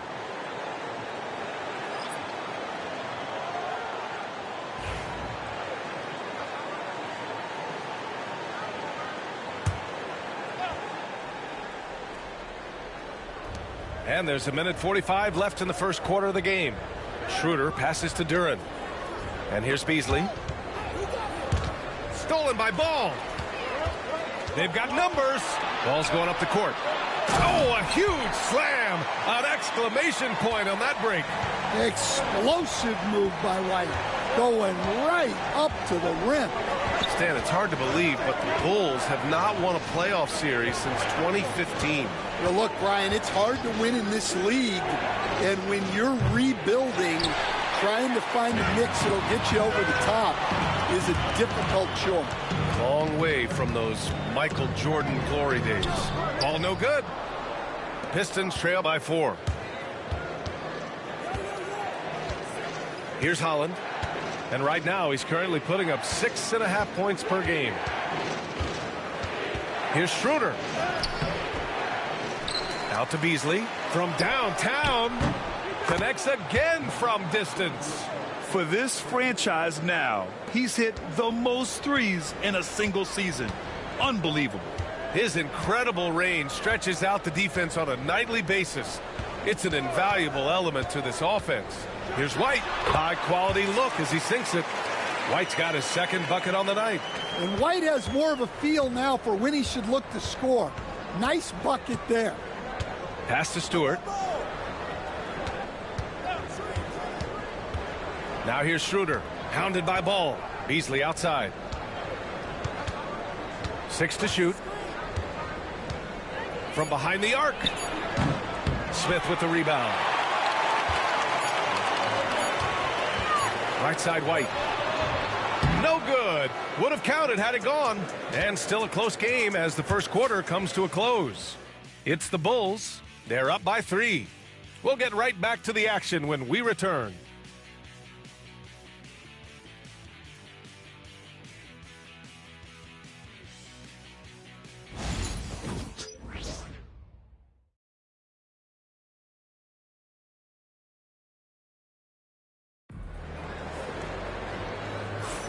And getting it going again here in the second quarter. Fairly close game so far. And from what we've seen from Chicago, what's your take so far? I'll tell you what, throughout the first, they did a great job of just running their offense. Yeah, and I love to see this kind of communication between teammates. Great player movement, great ball movement. And so it's Schroeder with it. He brings it up for the Detroit Pistons. It's a 3-point game. Here are the 5 Detroit has to start the second. We've got Holland. Dennis Schroeder is out there with Malik Beasley. Then it's Asar Thompson. And it's Stewart in at the 5. Now here's Dosunmu. He's coming off a 10-point game against Golden State. Here's Ball. Gets his second attempt to go. Now he's 1 for 2. And we have seen Ball add some muscle over the years so that he can power through that contact. It's Stewart, high post. Pass to Schroeder. There's the drive. Sinks that one after missing his first 2 attempts. Now 1 for 3. Assisted buckets. Every team wants them. They show you're running effective team offense. Here's Ball. And it falls. 2 for 3 from the field so far. And I like the mix of power and agility Ball uses inside. One way or another, he's going to get a shot. And Stan, after starting his NBA career playing at center, the 6'8" Isaiah Stewart, more often now a power forward. Yeah, look, Brian, he's improved as a shooter. He still looks more like an old school big at the 4 spot, but he can step out and stretch the floor. Now here's Schroeder. Doing some damage on the offensive end, putting up a little over 14 points a game. And Stan, they always say for a player, confidence is such a big part of it. How can a coach instill that in a player? Well, as your coach, I think your job is to create a system that the players believe in and they believe they can have success in. The rest of it has to come from inside of the players. They have to believe in themselves.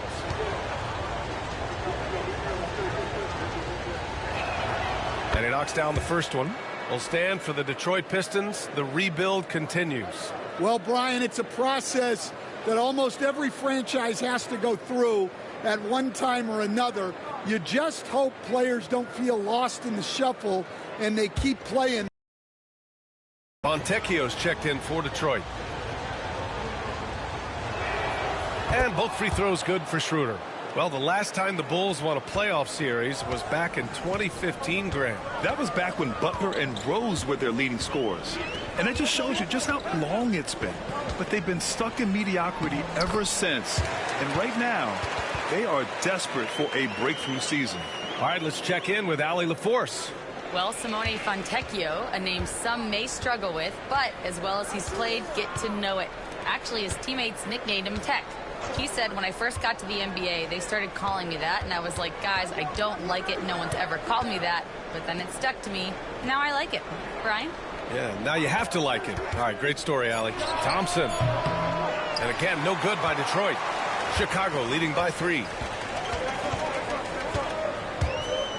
Oh, a clear foul there on the missed shot. So he'll get a pair at the line. That's on Isaiah Stewart. Coach, one guy who's shown a lot of growth on the offensive side of the ball is Ayo Dosunmu. Yeah, it seems like the game is slowed down for him. And that's why everything he does looks better now. His first step, his decision-making, all of it, Brian.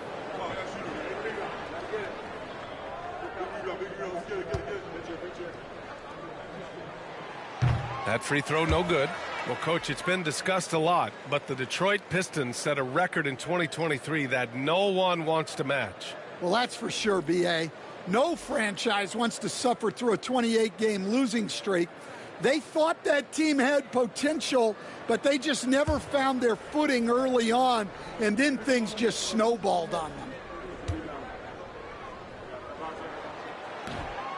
That one misses. You know, Stan, for a team with such a proud history, the last decade has been a tough one for the Bulls. Yeah, Brian, it really has. They've had competitive teams, but they haven't won a full playoff series since 2014. And for such a dedicated and passionate fan base, that's been really difficult for them, let alone the front office and people that want to turn this thing around as quickly as they can. Horton Tucker, he's checked in for Chicago. Fontecchio's checked in for the Pistons. One shot.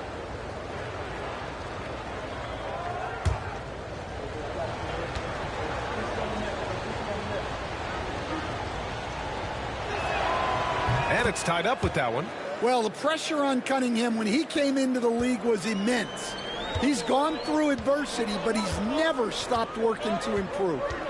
Now here's Horton Tucker. He's averaging about 6 points per game. Vucevic gets the bucket. Vucevic has gotten his first basket of the night. He's a potent mix of effort and ability. Hard to shut down a player of his caliber. And the timeout called here by J.B. Bickerstaff. He's going to gather the troops and talk it over.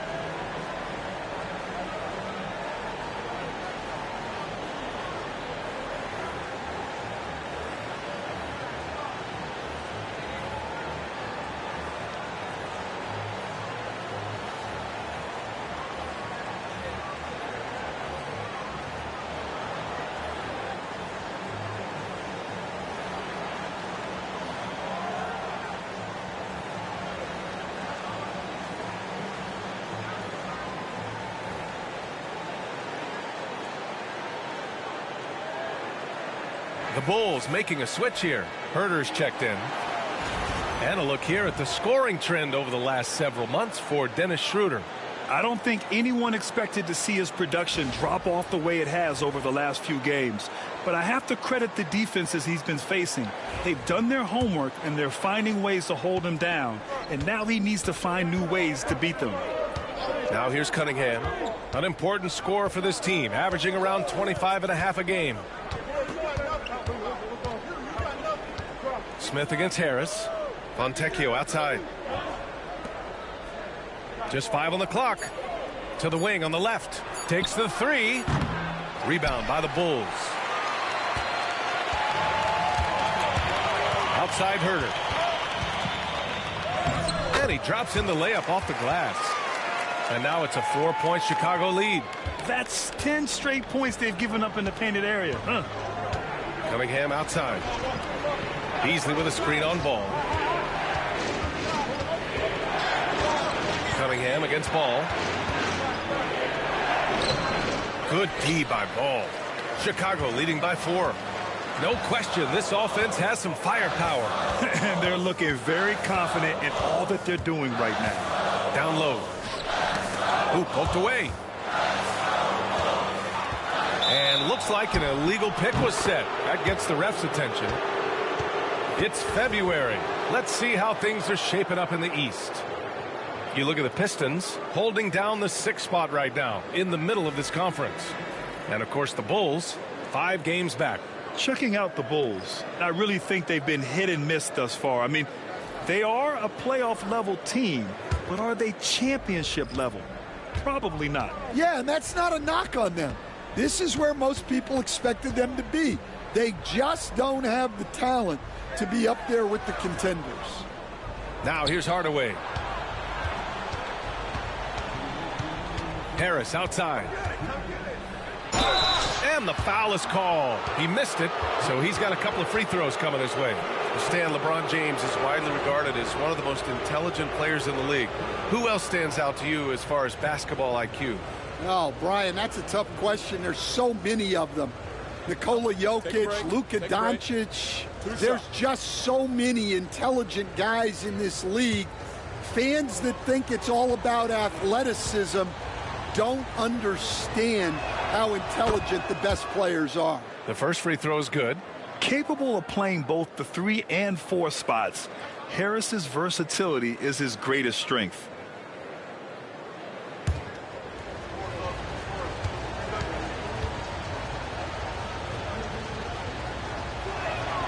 And Harris drops them both. And they seem to have taken a more heads-on approach this quarter, and is getting them to the free throw line.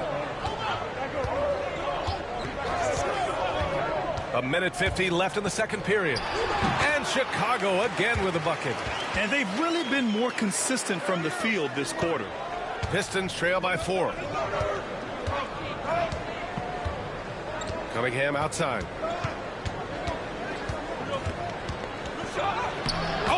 Cade powers it in. I love that move by Cunningham to create the space for himself. Cade Cunningham has faced his share of challenges in his career, Coach. Yeah, Brian, the injuries, the discouraging losses, but he's remained steadfast through it all. He's a committed and mentally tough player. Believes in his game and now wants a team around him that can fulfill that need.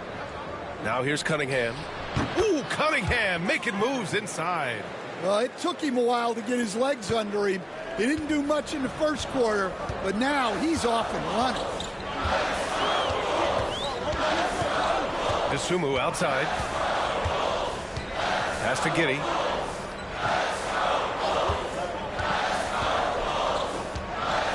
Here's White.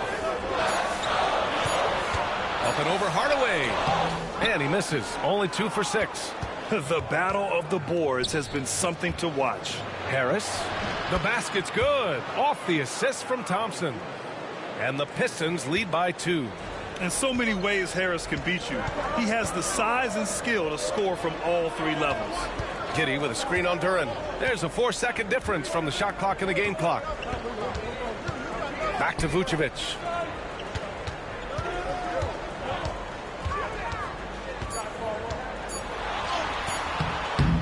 The shot comes out. Good D by Duren. Oh, Thompson from deep three-point land. And a pretty tightly contested game here as we end the first half. Pistons ahead, leading by just 2. We'll see you after halftime for the beginning of the third quarter.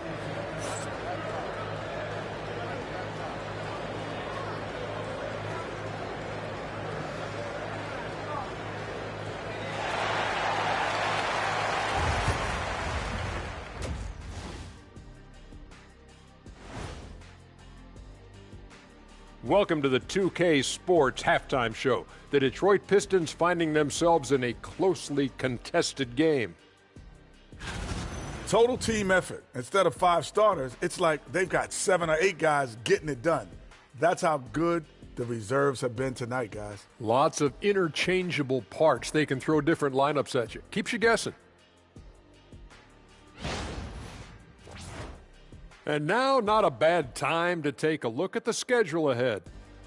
In that game against the Knicks, it should reveal a lot about themselves, where they are currently, and where they need to improve. And if they were to somehow win this, that would speak volumes as well. Thanks for tuning in. Now we head back to Brian Anderson for the start of the third quarter.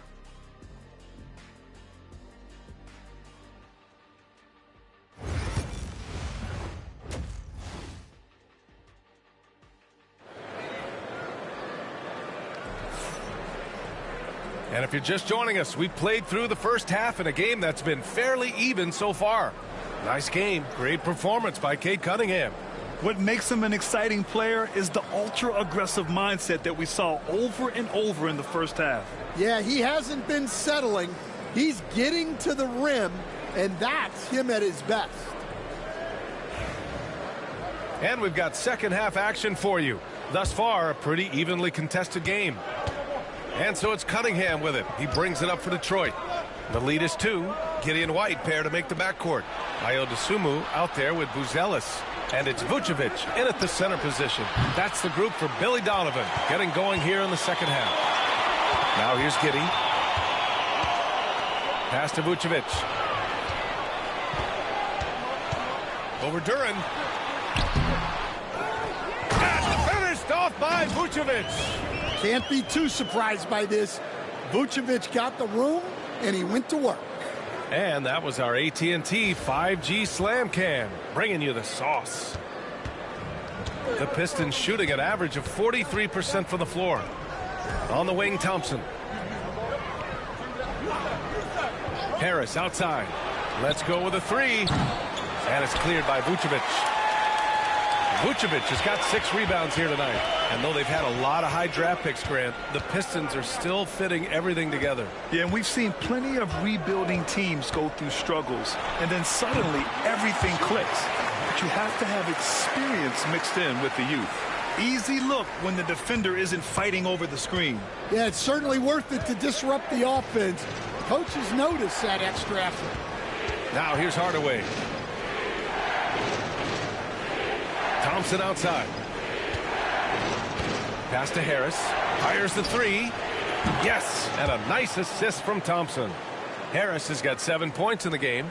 Always ready to fire. Give Harris a good pass. Tobias will get you an assist.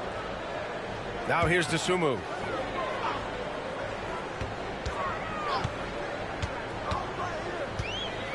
To the inside. Good D by Duren. The Pistons leading. Harris finds Cunningham. And here's Hardaway.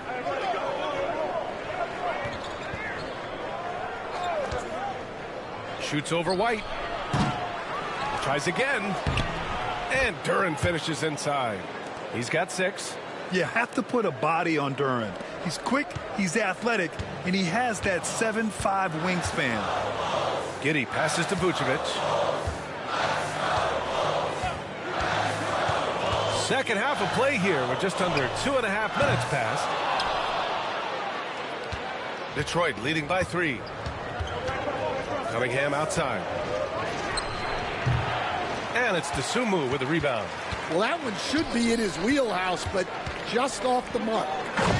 Great read between those two guys. The defense didn't stand a chance, B.A. These two teammates right here, Grant, they are connected. Cunningham passes to Harris. Thompson outside.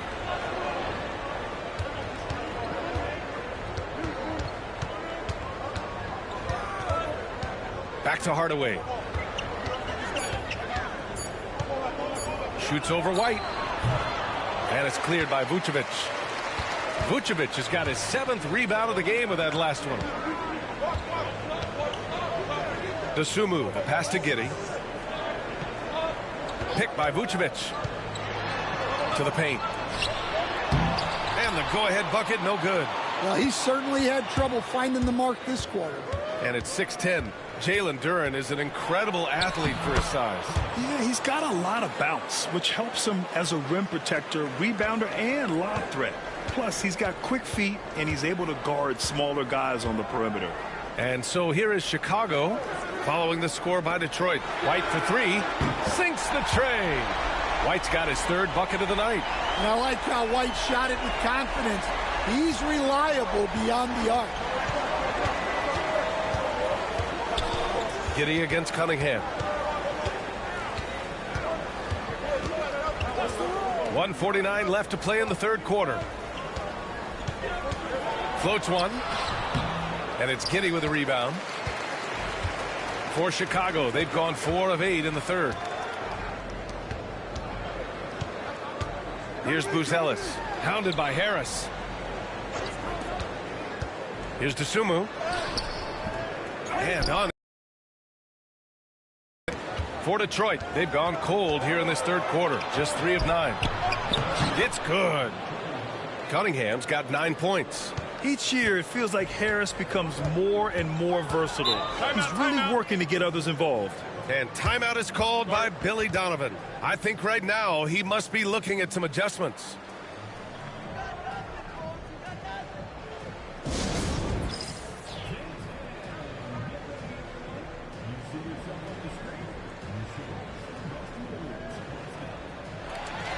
And a new group getting ready for the Pistons.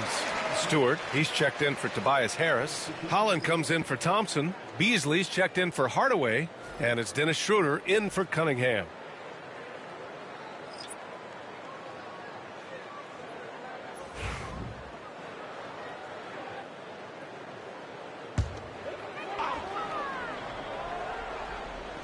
Pistons on D. 2-point game. Smith outside. Pass to Herter. And there's a whistle. He'll head to the line to shoot 2. Let's go to the leaderboard and see which teams have been leading in assists this season. 5th on the list, the Bulls. This is a squad that understands the importance of being unselfish and moving the ball. You love to watch smart basketball like that. Free throw good. Herter. Phillips is checked in for Chicago. Fontecchio's checked in for the Pistons.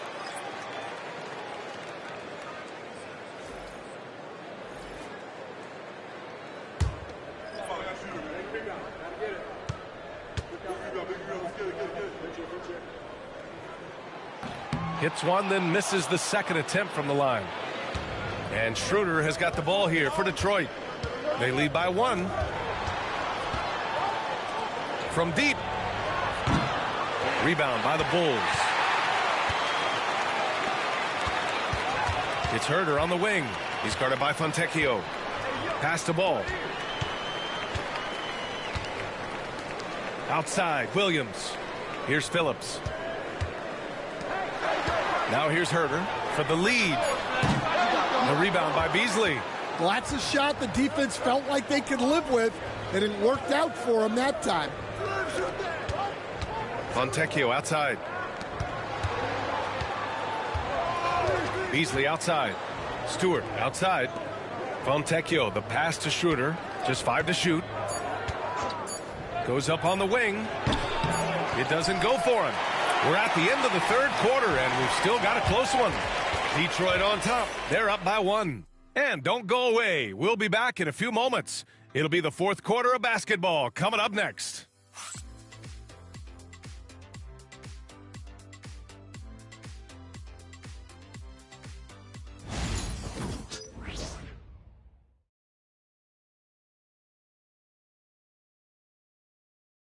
Head coach Billy Donovan is mic'd up along the sidelines. Let's check it out.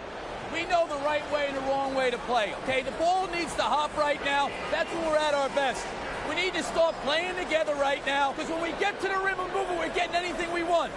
Yes, emphasizing the unselfish play. Billy Donovan knows that's when they perform their best. No question. When this team's sharing the basketball and everyone's playing for each other, they're a much tougher out.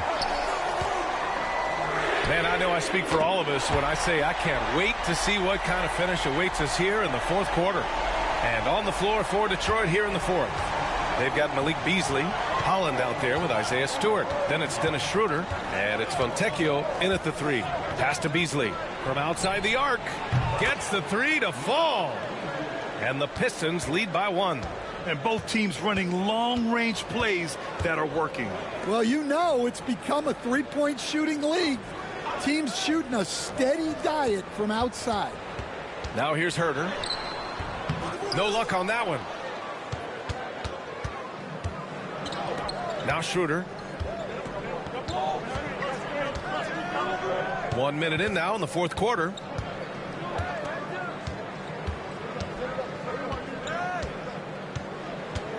Stewart, a screen on ball. Schroeder passes to Stewart. 4-3. The rebound by Phillips. The Bulls on offense. They trail by 1. Ball outside. Final quarter of play, about a minute and a half off the clock. Drives to the hoop and count it. Now 5 for 7. Well, he's been very reliable tonight. Not wasting any chances, really using his head. Beasley outside. Pass to Schroeder. Basket's good. Oh, this one has turned into an absolute nail-biter. Yeah, at this point, you almost expect it to come down to the last possession. Now here's Smith. chalk up 2 there. A mistake by the defense. You can't let Ball's teammates get open because he will find them. All right, guys, what do you think so far about the offensive approach for the Bulls? Well, I love how they're attacking the rim. That will usually force defenses to collapse and open up a lot of outside shots. We also got to highlight how on fire they've been from three-point land. They've continued to capitalize from beyond the arc in this one.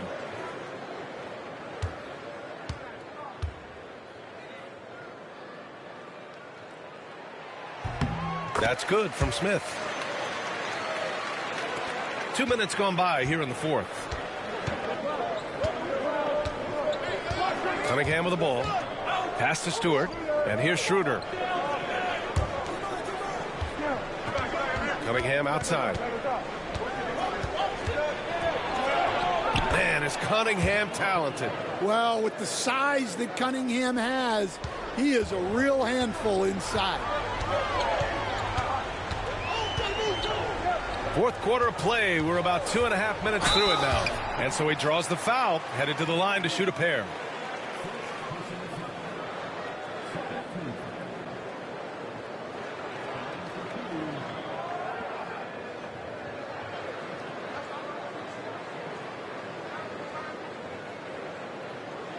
Shoot 2.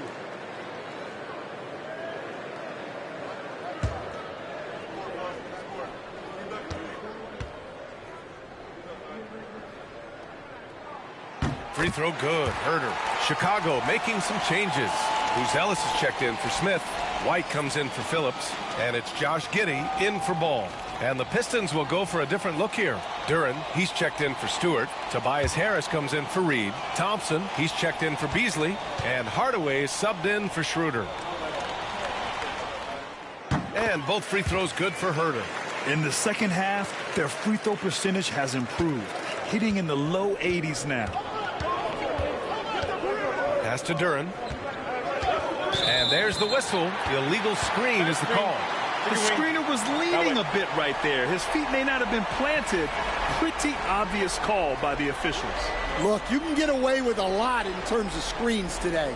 But you can't make it that obvious. Chicago making a switch here. Desumu's checked in. Outside White.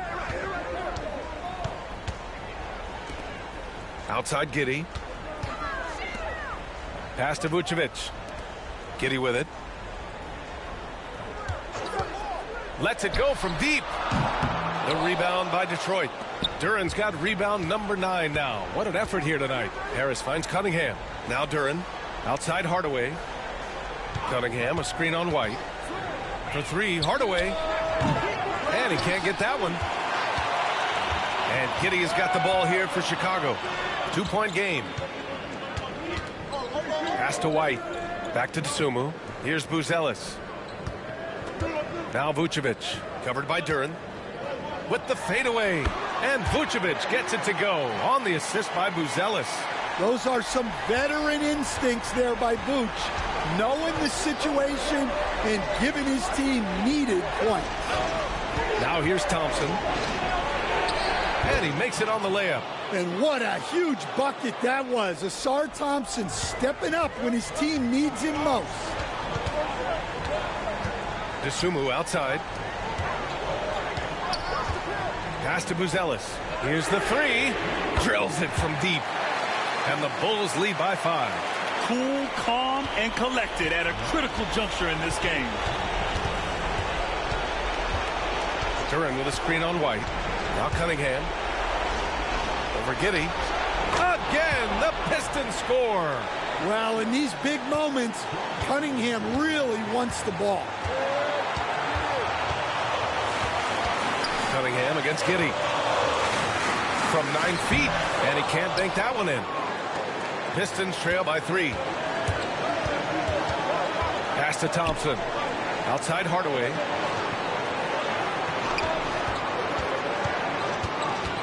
White with a steal.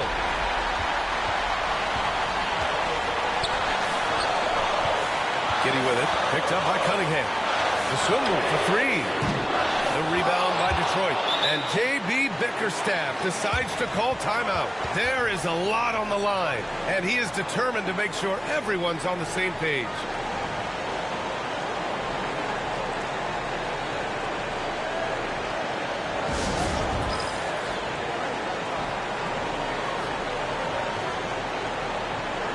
And Detroit making a change here. Schroeder's checked in. A moment to hear from Allie LaForce. Hey, team, I was able to catch the message that J.B. Bickerstaff was giving to his team. He reminded his team just how close this game is, saying, guys, we aren't out of this yet. We still have plenty of time left. Let's go out and execute our game plan, and I promise you we will win this game. Let's see how they come out of this timeout, Brian. As always, Allie, we thank you. Now here's Harris. To tie it up. He can't hit that time. The Bulls have gotten 5 shots out of 9 to go in this fourth. To the wing, right side. Here's Vucevic. Thompson pulls it in.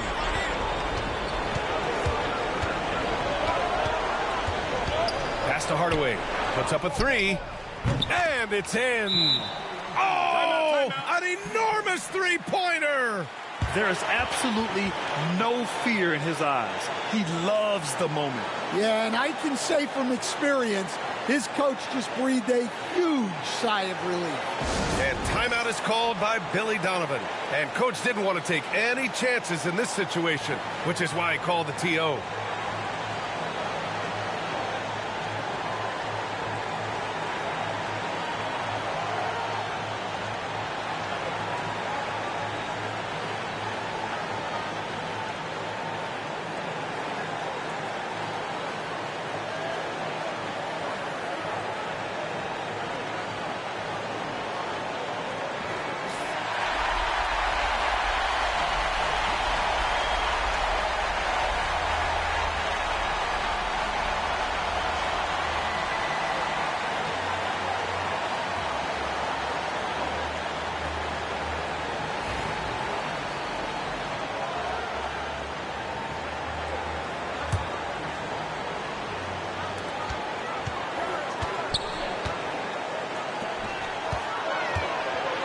Well, defending Vucevic, it's rough and tumble.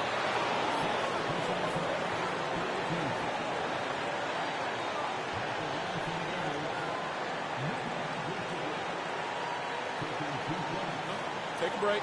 Take a break. 2 shots.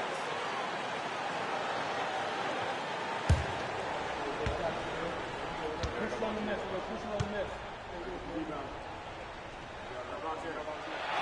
Ooh, he knocks down the clutch free throw.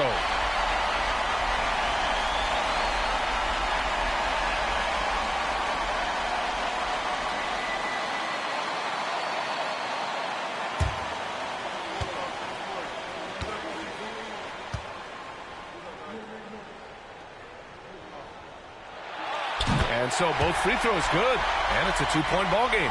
Yeah, he's a guy you want at the line, and clearly not affected by the moment. And the timeout called here by J.B. Bickerstaff. And a great call on his part. This is the time you want to be in sync right here. What's the best strategy for him? More than enough time to get a bucket. No doubt, but they might have to draw up something that the defense isn't expecting. Kate Cunningham's checked in for Schroeder.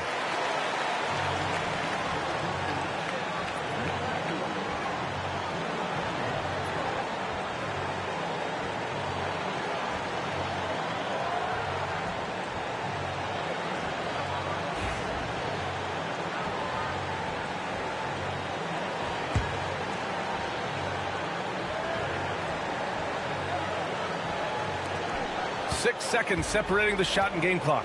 Here's Cunningham. And a foul called on the way up. So he'll take 2 from the free throw line. It's going to belong to Nikola Vucevic. Yeah, I like it when Cunningham's looking to score. That puts the defenses into some tough positions.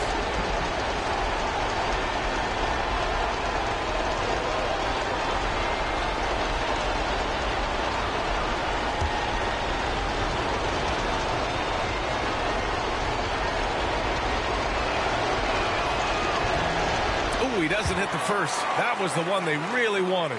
He's got one more, though.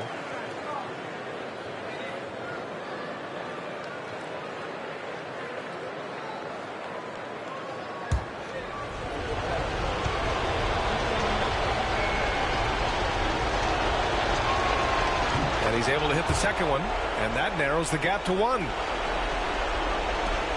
We've got 22 seconds left in the fourth quarter here, and he commits the intentional foul. Yeah, just trying to keep this game alive. Not a bad foul right there.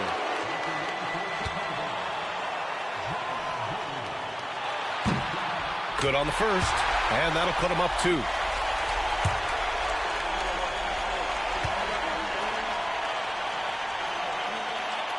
And he cannot convert on the second. That misses.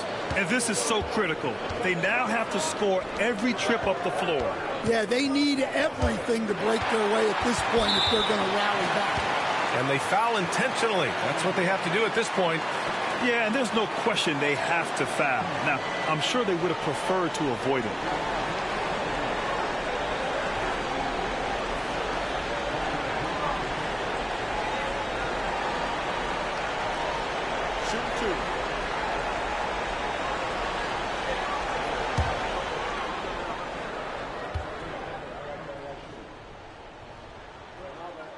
And no good, as the first free throw misses. We'll see if he can hit the second.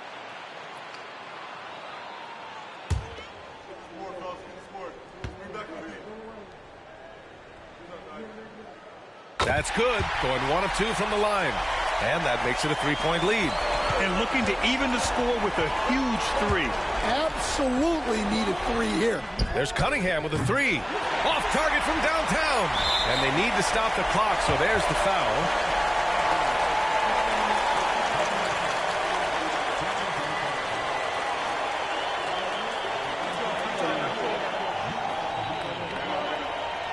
Shooting 2.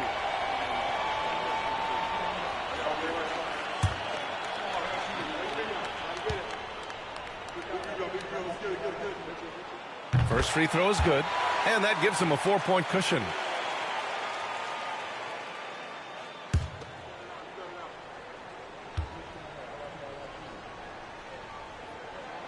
And he hits both free throws here, and it's a 5-point game. Great composure there. Calmly knocks them down to put this game out of reach. So the Bulls win it. Boy, they didn't make it easy on their fans or themselves, but at the end of the day, everyone on their side is happy. Yeah, happy indeed. The momentum shifted away from them a few times, especially early on, but give these guys credit for sticking with the game plan and finishing the job. And now we have Allie LaForce standing with the player of the game. Allie, take it away. All right, thank you so much. Vooch, it's got to feel great to just get a win. How important was this one? That was very important for us. We had quite a bit of a rough stretch lately, a lot of losing, and it's not easy to deal with it, but tonight we came out, we got it done, and that's all that matters. Sometimes we need a game like this to kind of get going. It was a big win for us. We needed to add one more to the win column, so big for us. I think helps with our confidence, so that was good for everybody. It's great to know if you keep your head down, it'll pay off. Thanks so much, Vooch. All right, Allie, good stuff there. Thanks for that. Thank you for joining us. That'll do it for now. Alongside Stan Van Gundy, Grant Hill, and Allie LaForce, this is Brian Anderson saying thanks for tuning in to the NBA on 2K Sports. We'll see you next time.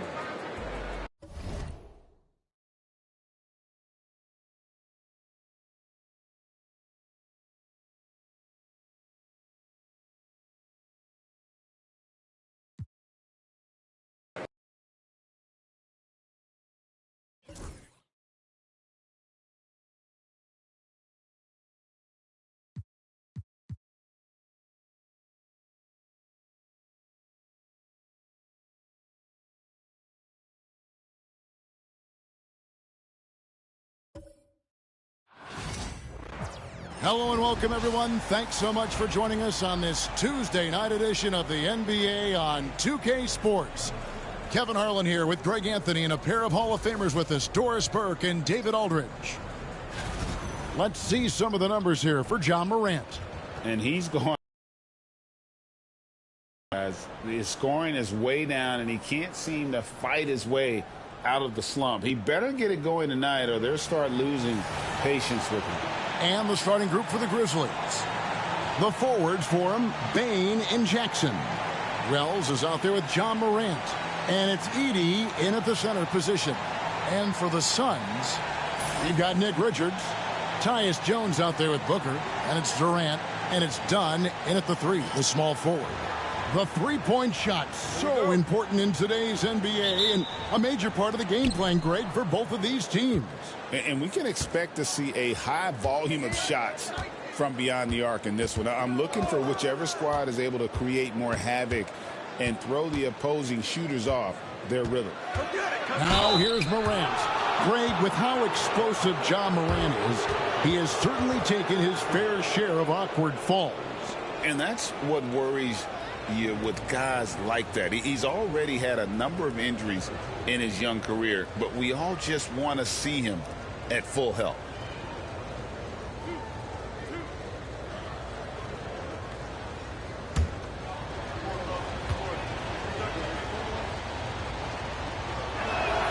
And the first one drops.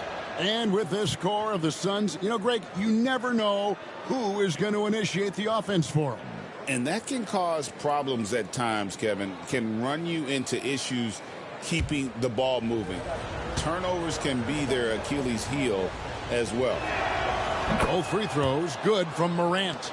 Greg, no one questions the Grizzlies' talent. The challenge has always been availability. Yeah, whether it's been injuries or suspensions, it's hard to get into a rhythm when you're missing key players. But when they're all on the floor, Kevin, they can beat anyone. Here's Booker. And he gets the whistle. 2 free throws coming up. GA, when we think about Devin Booker's scoring ability, he always has been ahead of the curve. The youngest player ever to score 70 in a game, amongst the youngest to get to 10,000 points. Booker is on a historic scoring pace. Shoot 2.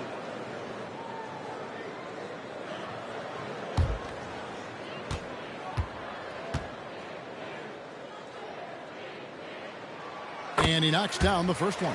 And Doris, one guy who rarely has an off night, Devin Booker. He has been the model of consistent excellence, Kevin. This guy's so efficient, so productive, all about winning. I am not sure Devin Booker gets the credit he deserves for the level he's at every night. And that one goes in. 2 from the line that time. The way he's shooting free throws tonight, you simply don't want to put him there. Morant kicks to Jackson. Morant scanning the floor. The kick out to Bain. A three-pointer off the mark. Booker the pass to Durant. And a great assist by Booker as that one goes in. Well, you get a sense of how locked in Kevin Durant is. The defense not going to alter his approach. Morant against Jones. Morant with the bucket. This guy is a pick-your-poison kind of player. Very hard defensively to cover all your bases with him. With a short break in the action, gives us a chance now to send it over to David Aldridge. Well, I briefly spoke with Mike Budenholzer. Well, of course, they're concerned about the dynamic John Morant. Coach told me the plan is simple. Make things as hard as they can on Ja on both ends of the floor. Make him work on defense, and by crunch time, maybe we can tire him just a little bit. Back to you guys. All right, David, thanks. Jackson misses.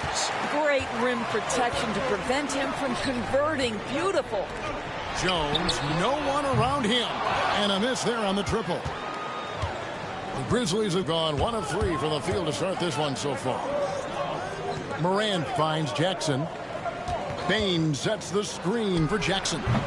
Offline with his 3. And it's Jones with the ball for Phoenix. If you're just tuning in, we've played about 2.5 minutes here in the first. And Richards has it in the corner. 6 to shoot. 4 on 3 as they bring it up. Here's Bain. And no good. Had a chance to take the lead there. Those are chances almost always you can rely on him to get you 2 points, but the D just enough to keep him out of rhythm. Now here's Jones. And they get some nice contributions from him on a nightly basis as he averages over 11 points a game. Booker, no good. And so it's Payne who brings up the ball for the Grizzlies. They come into this one following a loss to the Thunder. You know what? That's a game where the coach might just want to burn the video because there's no question they're a better team than what we saw, but they got crushed on that night. They slept-walked through that entire effort. Way too much talent on the roster for them to let that happen. Booker outside. They need this one. It's rebounded by Memphis. Payne looking around. And, yep, finally drops after rolling around the rim. And you love a reliable scorer like Bane, a guy who will work hard to get his look. And Mike Budenholzer has called a timeout. He's made the decision. He wants to huddle up with his guys.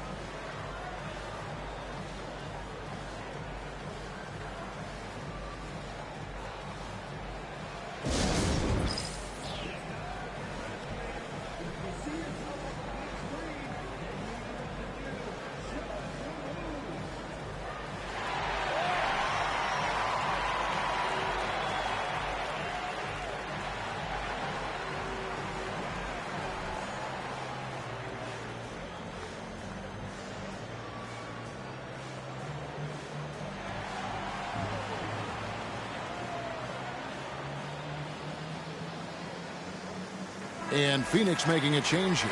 Beal's checked in. Brandon Clark, he's checked in for the Grizzlies. Santi Aldama comes in for Wells.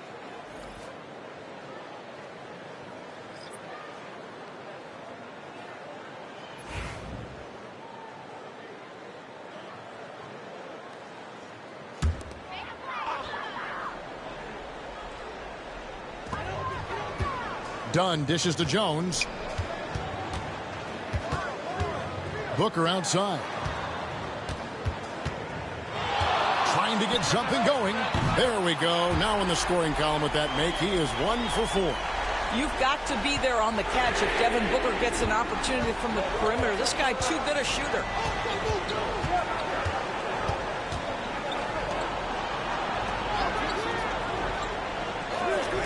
.144 left in the first quarter. Payne, no good. Let's give some credit to the defense for how they're guarding this guy right now because they're refusing to let him get comfortable. Here's Beal. Tries again. It's tipped. They recover it. Dunn, wide open. He fires. Another 3 for Phoenix. Always a bonus when points come from unlikely sources. And you can see this guy's been working on that shot. 1:11 left to play here in the first. Stolen by Jones. Booker outside. There's the 3. Second shot opportunity, and that one's good. Richards. You're fighting to keep the possession alive, something this guy does so well. Pass to Edey. Here's the teardrop. Good, and a nice assist from Morant. As a passer, Morant has developed great instincts, and he's going to exploit those gaps in the D. Booker outside. Pulls up on the elbow. Lands soft on the front of the rim and drops. Booker's got 7 points in the game. This guy plays with such confidence and ability to score in a variety of ways. Nice. Pass to Aldama.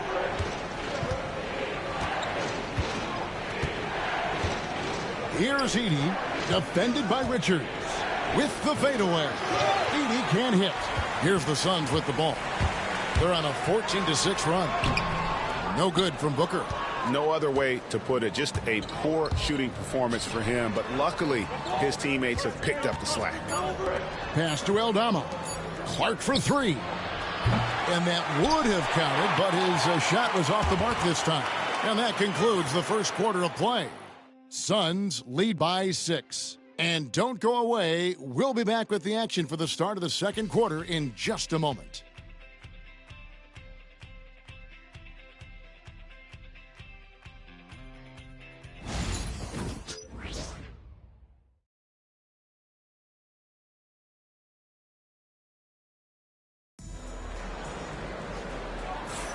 And for those of you just tuning in, the second quarter of action is where we're at right now.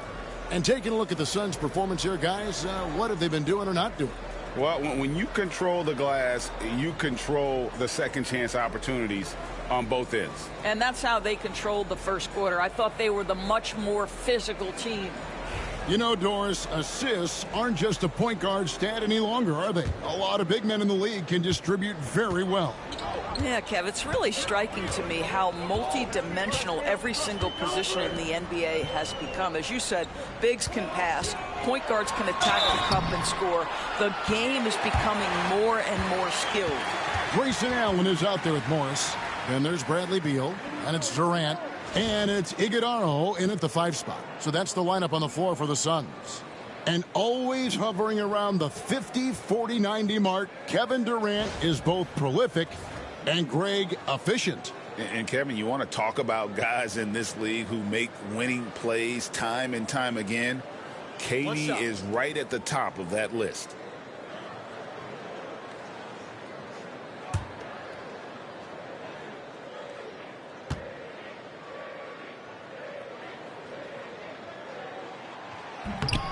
So, Doris, when you look at the whole package, is Durant a one-of-a-kind player in your opinion? Well, we certainly have guys with that size, but this is a player who can literally play every single position on the floor.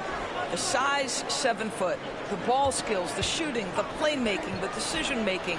I am not sure we will ever see another Durantula, the great one, Kevin Durant. You know, we talk all the time about how important it is to have bigs who can stretch the floor. An example there. Outside, KD. Over Jackson. Durant, no good. The Grizzlies trail by 6. Aldama passes to Kennard. Memphis moving that ball around. Here's Jackson. Tried to bank it in, but he misses. Listen, simply put, he's got to finish that. It's not like the defender was right on top of him. Pass to Iguodala. Allen outside. Clark against Durant. 6 on the shot clock. It's Clark with the rebound. And so it's Pippen with it. He brings it up for Memphis. They went to Phoenix for their last meeting with the Suns and came out with a win. Yeah, and in winning that last game, they attacked the basket aggressively, drew a lot of fouls in that game. 2 things are a product of that. 1, you shoot a ton of freebies. 2, the other team goes deep into its rotation. Neither one of those 2 things is going to work. Now here's Beal. Brandon Clark missing his last shot. Second quarter of play with around 2 minutes gone so far. Pippen feeling it out a bit. Clark a screen on more. And another miss by Memphis. Suns leading by 6. Beal drives in and finished off by Beal. This guy's in attack mode. Bradley Beal taking it strong. For Memphis, they've gotten only 1 of their first 4 shots in the second quarter to drop. Kennard, the pass to Jackson. Over Durant. And he can't bank that one in. For Phoenix, they've gone 2 of 5 from the field here in the second quarter, shooting 40%.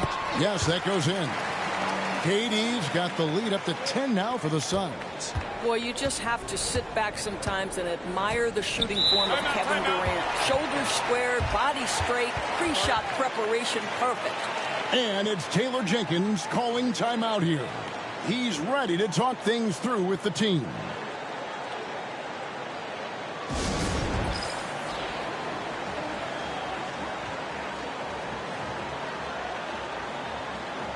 And the Grizzlies with some changes. Wells, he's checked in for Santi Aldama. Bain comes in for Luke Kennard. And it's John Morant in for Pippen.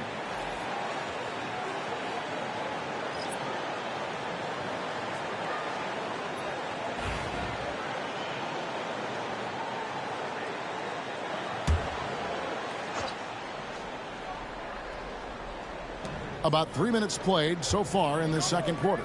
Pass to Jackson. Here's Clark. And here is Bain.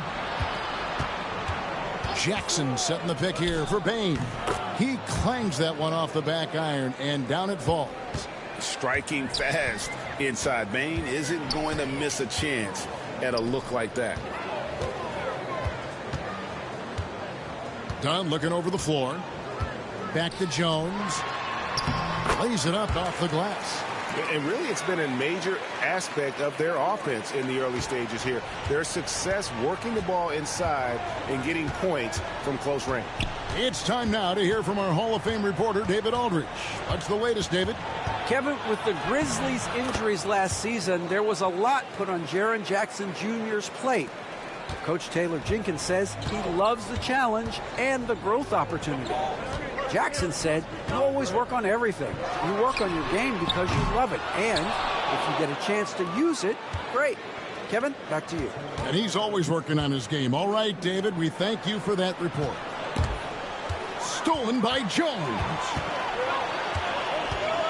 Pass to Durant. Back to Jones. Richards passes to KD. And with the trade deadline behind us, GA, that is a busy time for front offices.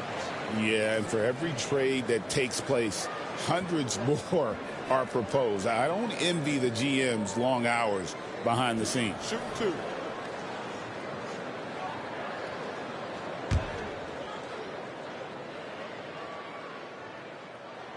The first one falls. Boy, Kevin Durant is one of one, guys. A 7-footer with the complete offensive arsenal. What a privilege to have operated in his era. The Suns making a switch here. Beal's checked in. And Memphis also making a switch. Aldama's checked in.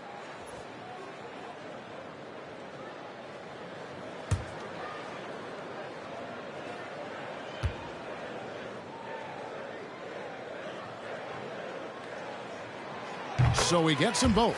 He does a great job of drawing contact and getting himself to the line, something he didn't do in the first period. Morant with it.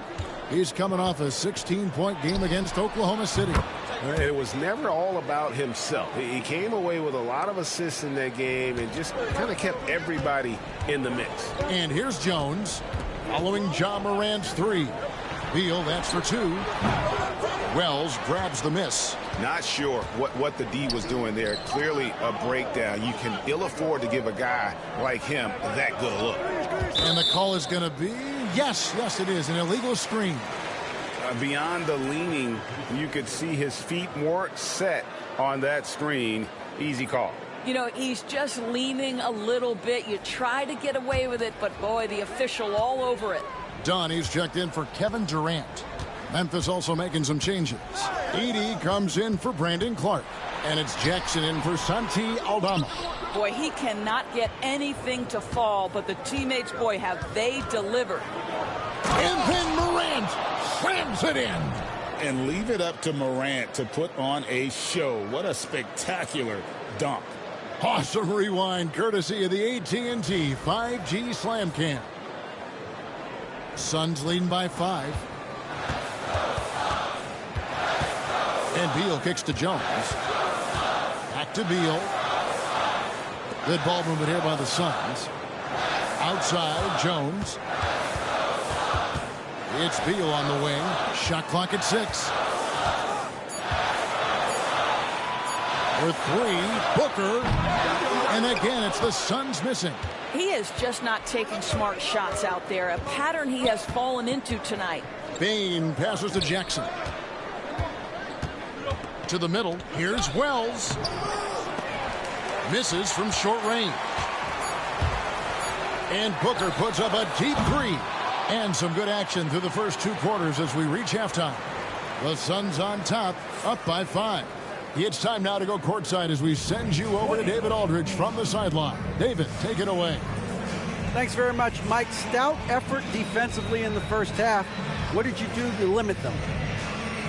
I just think our activity on the ball, we got to try and keep it in front of us.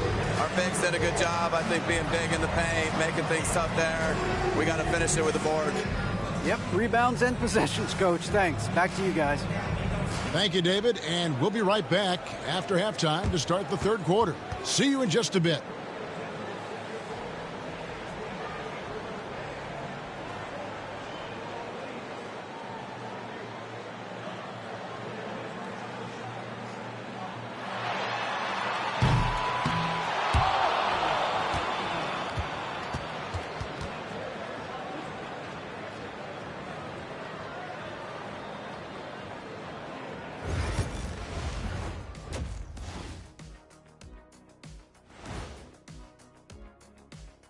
Thank you for joining us. Getting right to the story, things are going well for the Phoenix Suns. Even before the game started, you could feel the energy in this arena, man. They fed off that. Big-time home court advantage here. Some of the loudest fans in this league. It's like having a sixth man on the floor. And time for a look here at how the West is shaping up as we continue to work our way through this season. Taking a look at the Suns, they haven't looked intimidating thus far. The hunger to improve just isn't there. That worries you. I'm starting to feel that this team needs a culture change. Thanks for joining us. Now let's toss it to Kevin Harlan for the start of the second half.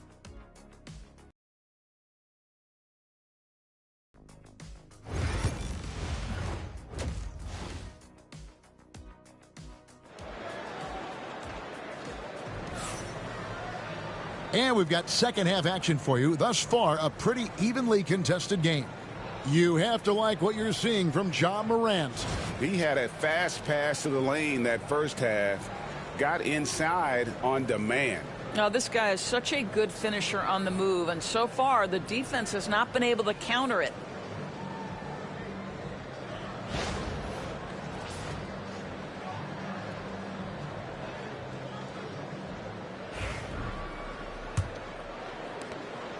And it's Jones with the ball for the Phoenix Suns.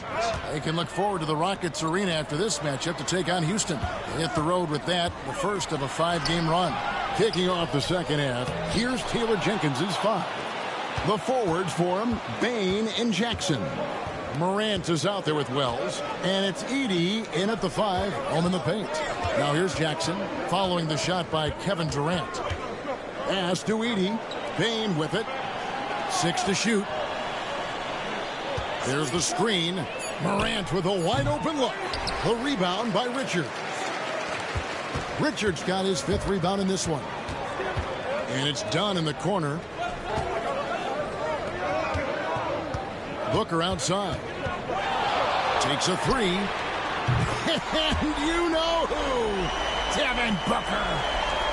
Maybe he's not one of the elite sharpshooters, but even still, that's not a shot that D can afford to give him. Pass to Edey. Outside Jackson. To the paint. Here's Morant. Lead pass was put in just the right spot. Morant's got 13. And defensively, they are on their heels every time the ball comes inside. Jones looking for an opening. Here's Booker. Well-placed jumper from the free throw line. Booker's got 5 points now this quarter. And Booker making it look easy in the mid-range. Pass to Edey. Here's the floater. The rebound by Richard. Richard's got 6 rebounds here tonight. Booker with no one around. No good from outside. The Grizzlies trail by 8. Now Morant. He's got 13. Fires the 3. And it's Phoenix with the rebound. Richard's got 7 rebounds in the game. Well, trying to find themselves in the second half here. Just 1 for 4 from the field. Can someone in the group get hot? Let's see. Grizzlies have gotten just one of their first 4 shots to fall since coming out of the locker room with the break. This is turning into a slow start here in the second half. Seems like they left that offense in the locker room. Phoenix no good that time either. Boy, the wheels have definitely fallen off in this quarter. He cannot buy one. Done against Morant. Driving in, and Morant throws it down. Watching Morant drive is like watching lightning move across the sky. If you blink, you might miss it. Now, here's Dunn. Taking a look at his numbers, he averages about 7 points a game. Oh, the silky smooth 3 from KD. Really in a good position thanks to the accuracy from beyond. Pass to Edey. And foul on the shot, so he'll get a chance at the line. Grizzlies have gone 2 for 2 in the game at the line.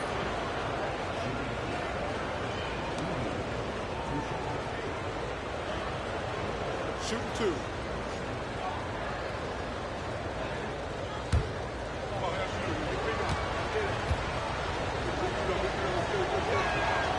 Free throw good.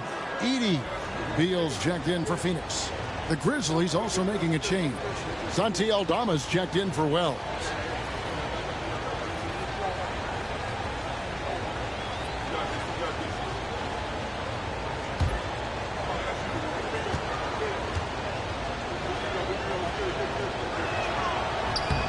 That's also good, so he hits both free throws. Suns leading by 7. Booker the pass to KD. Beal gets a wide open look. Off target with his 3. For Memphis, they've gone 2 of 6 from the field here in the third. And the basket by Jackson. And he is a huge presence inside at both ends. Jackson's a great asset to have in the post. And timeout is called by Mike Budenholzer. He wants to check in with his team and regroup.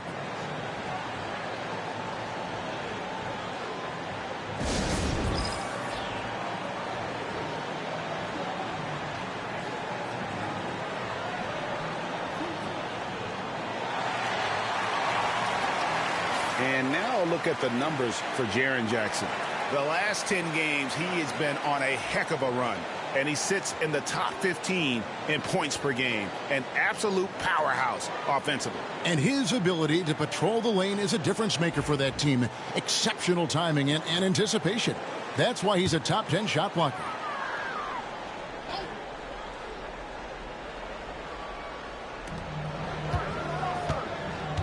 Booker outside.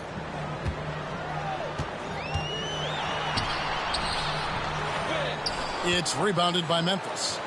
And every year, and Greg, we agree, Bane seems to get better and better as a playmaker. Doesn't overdo anything with his passing. Looks more and more comfortable creating off the driving kick. He's become a large part of this offensive engine. And so Booker will bring it up for the Suns. They've led by as much as 10. Pass to Durant. And a great assist by Booker as that one goes in. Yeah, that's 2 bombs in a row from long range. Morant outside. There's the lob to the hoop. And this is how you use the pick and roll. Morant looking like a vet with the sweet dime there. 1:16 left in the third. And Booker kicks to Jones. Here's Richards. Taking a look at the scoring numbers, right now he averages about 9 points a game. And close to making the defense pay for the lax coverage that time. Pass to Morant. That's in. He's 7 for 12 now in the game. They should continue to get the ball inside. The defense struggling to contain them. It's Jones on the way. There's 39 seconds left to play here in the third. Richards passes to Beal. Just 5 on the clock. Jones from outside. And the 3 ball is good. Jones has got his second basket of the night. Man, the triples keep falling, guys. That's 3 in a row. Pass to Aldama.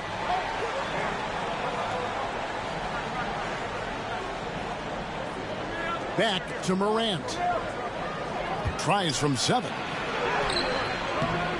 And Jones pulls it down. Jones has got his 4th rebound in this one. Here's KD. Shooting foul as the whistle blows. He'll shoot 2 free throws. That's on Jaren Jackson. He's made all 3 of his free throws so far.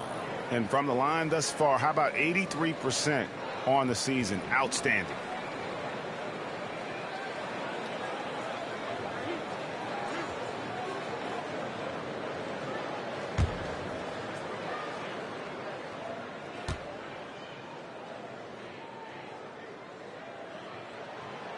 And the first one at the line is good.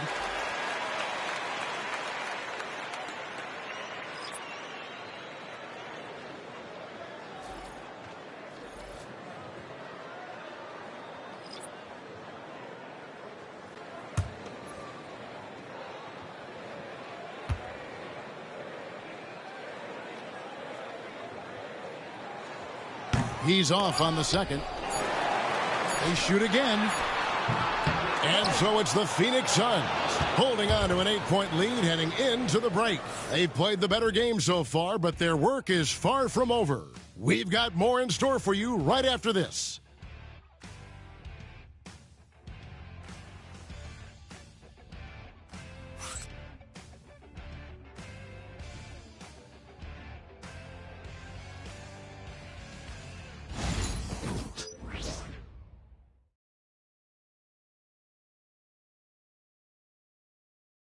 Head coach Mike Budenholzer is mic'd up along the sideline. Let's check it out. Be more committed in the paint. Go block a shot. Go get a board. Get more active in the paint. Give us something more. That's Mike Budenholzer trying to ramp up the aggressiveness in all phases of the game for his team. Well, I think he senses that his guys are kind of holding back a little, that they aren't really getting everything out of each possession, and they need to start now. And with 3 quarters behind us, let's see what this fourth period holds in store for us. Durant is out there with Bradley Beal. Then there's Allen. Then there's Monte Morris. And it's Iguodala in its center. That's who's out there for Phoenix. And that's out of bounds. Phoenix will retain possession. Great instincts from him to get a hand on that pass and tip it out. And offensively, a little bit of a careless toss. You could have used a better angle on that pass. Now here's Durant. Shoots over Aldama. Good on the 13-footer. KD's got the lead up to 10 now for Phoenix. Some tough offensive sets. They want to turn it around. Yeah, right now you just need a bucket to get some momentum. And there's Payne. That's good on the assist by Pippen. They're scoring boatloads of buckets. It's raining buckets from inside. Morris passes to Allen. Over Bain. And the Suns tack on 2 more. The Grizzlies trail by 10. Pippen outside. Here's Clark. Iguodala grabs the rebound. Iguodala's got 5 rebounds tonight. To the middle. The shot by KD. No good. And so it's Pippen with it. He brings it up for the Memphis Grizzlies. Pass to Bain. With the drive. An easy 2 points on the layup. Bain's got 4 points this quarter. And they are attacking the rim and getting great results. KD looking around. It's rebounded by Memphis. Aldama's got 4 rebounds now tonight. Outside, Bain. Takes the 3. Down through the hoop it goes. That's his 5th make on 9 shots from the floor. And he just lights it up from downtown. Bain, so dangerous from out there. And timeout is called by Mike Budenholzer. And clearly an important juncture. He's going to have some choice words with his team.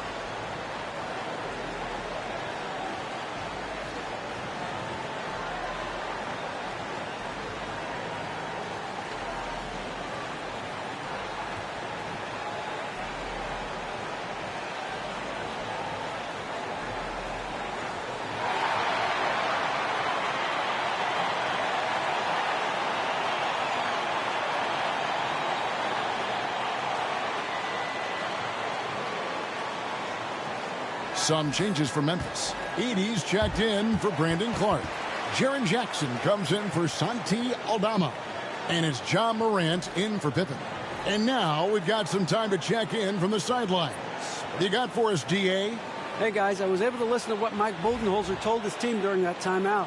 He was very fired up. He said, look, this is going to be a big win for us. We close this out, and we'll show the rest of the league who we are. Thank you, David. Here's Richards. Back to Jones. They set the pick. Shot from the top of the key. Phoenix, no good that time either. The Grizzlies trail by 5. And what you love about Bane is just how hard he works. His drive to keep getting better on display. And let's get your take, guys, on the scoring breakdown for the Suns. Guys, the D hasn't had an answer for the three-point shooting, which is why they continue to just fire away from deep. They've also been scoring on the break with how difficult it is to get buckets in the half court. Anytime you can push the ball in transition for easy ones, that's big time.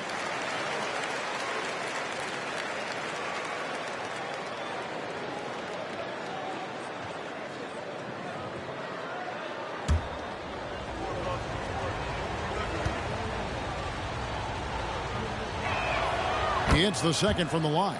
That one miss was huge. He had a chance to turn this into a one-possession game. They set the screen. And the Suns miss again. The Grizzlies trail by 4. Wells passes to Morant.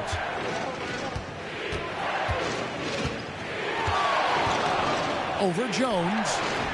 And it's Morant missing. The Suns have gone just 33% from the field in the fourth quarter, so they are 2 of 6. Here's Jones. And it's out of bounds. Last touch by Morant.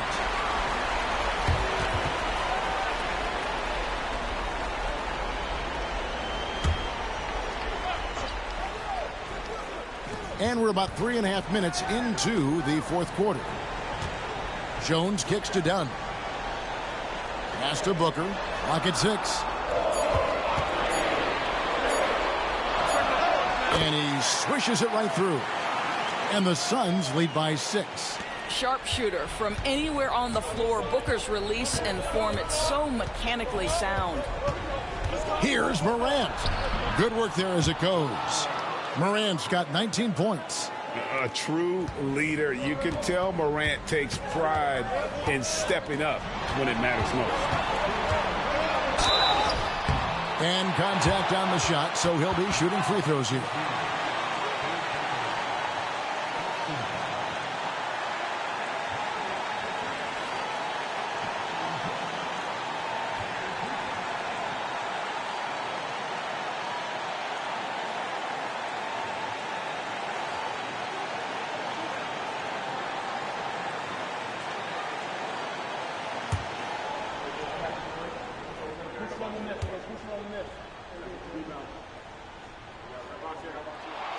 He drops the first one, and that puts them up by 5. And one of the best things about Kevin Durant is he simply locks in on exactly what's in front of him at the moment. If that means working at practice, that's what he does. If that's competing at a high level in the game, that's what he does.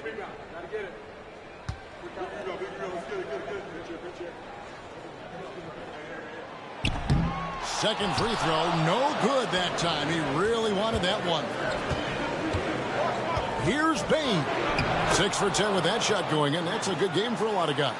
And made for the bright lights. Big bucket there from Bane. Booker left side. And it's Morant with the rebound. The Grizzlies trail by 3.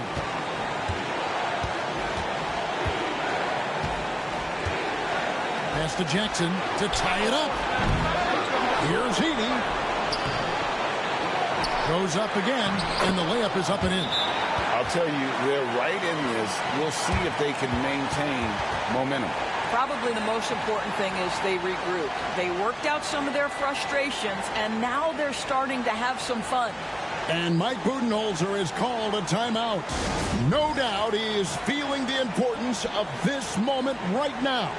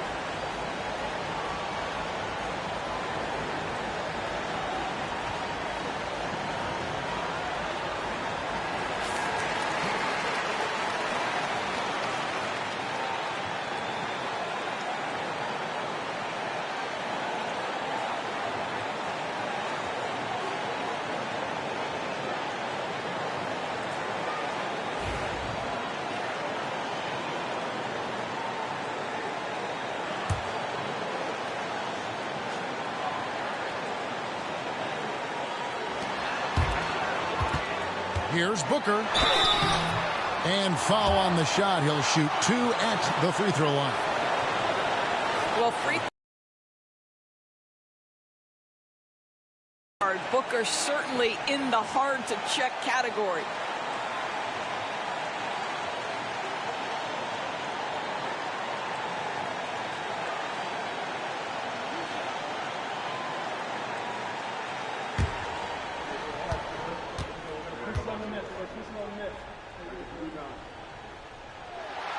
Gets the first, and that will put them up by 2.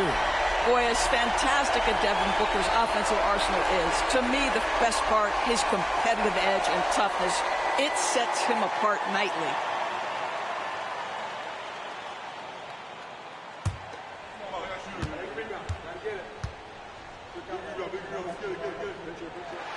So he goes 2 for 2 at the line, and it's a 3-point game.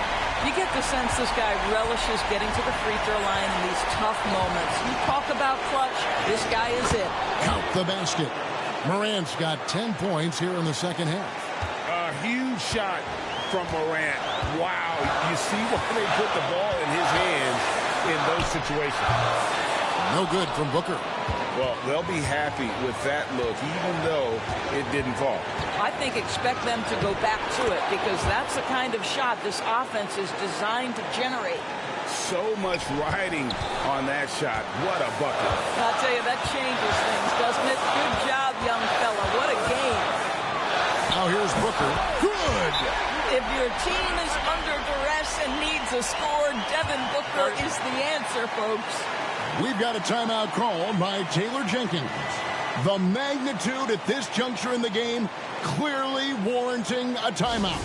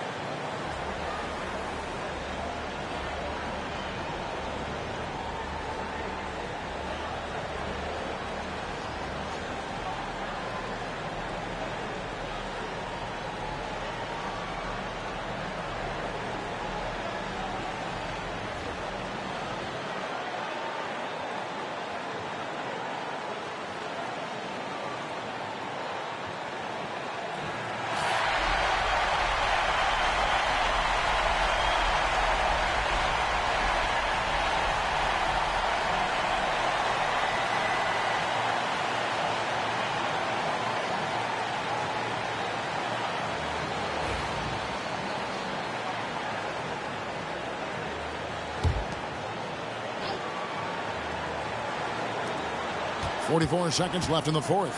Durant. I think it's probably the most underrated aspect of Kevin Durant's game. He's elite defensively and sends that shot back.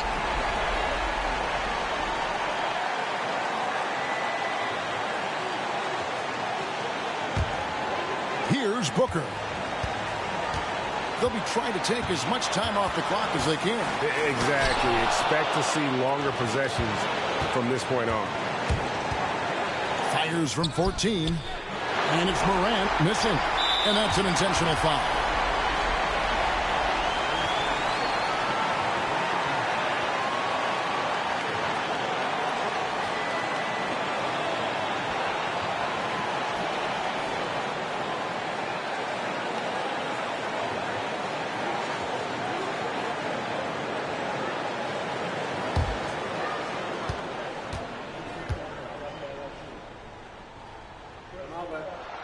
First free throw is good, and that will put them up by 2.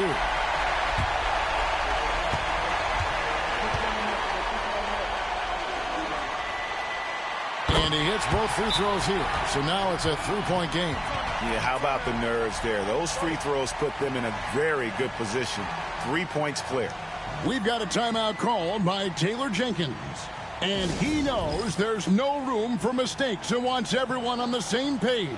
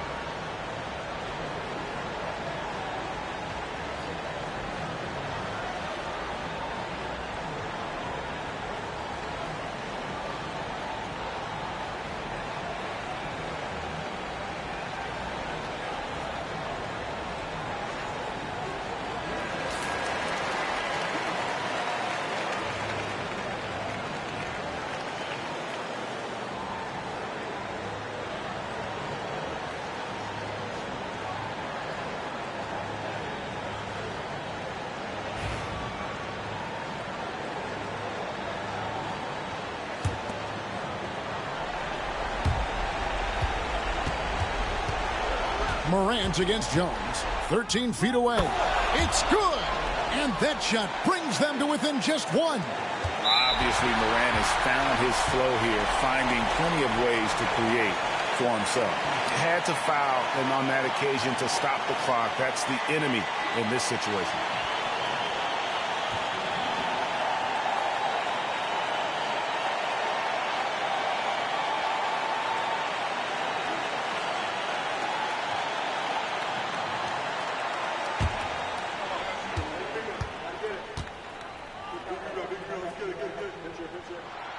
He hits the first one, and that will put them up by 2.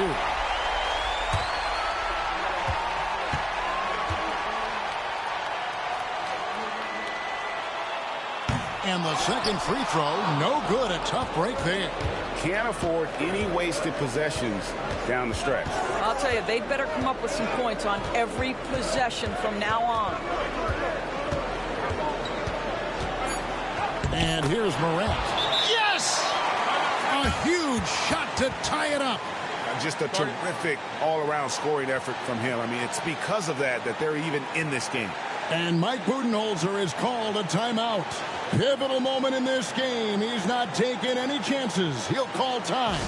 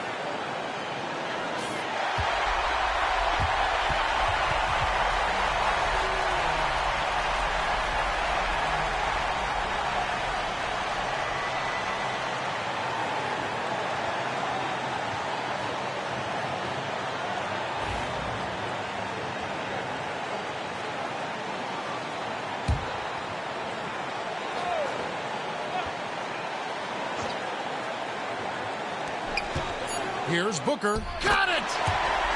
You can't just stop when there's a pick set up. Gotta fight over it as a defender. You know exactly what that takes. It takes energy, it takes activity, it takes intensity. And so it's Phoenix who scraped by with the win. What a show they put on here at home tonight. I mean, these are those games that feel so great to win, and really, it's like a knife in the gut to lose. You gotta love being on edge of your seat and just wondering what's going to happen. How is this thing going to play out? And now let's catch up with David Aldridge, who's standing by from the sideline. All right, Dave. Kevin, thanks. KD, a statement win. How satisfying is it for you? It was fun. It was fun. We came out and played hard. Guys played together. And this was all I expected, man. I'm glad that, we was able to get the win tonight. We're looking forward to the next game. We're looking forward to seeing you out there again, man. Thanks. Back to you, Kevin. All right, DA, thanks again. And that's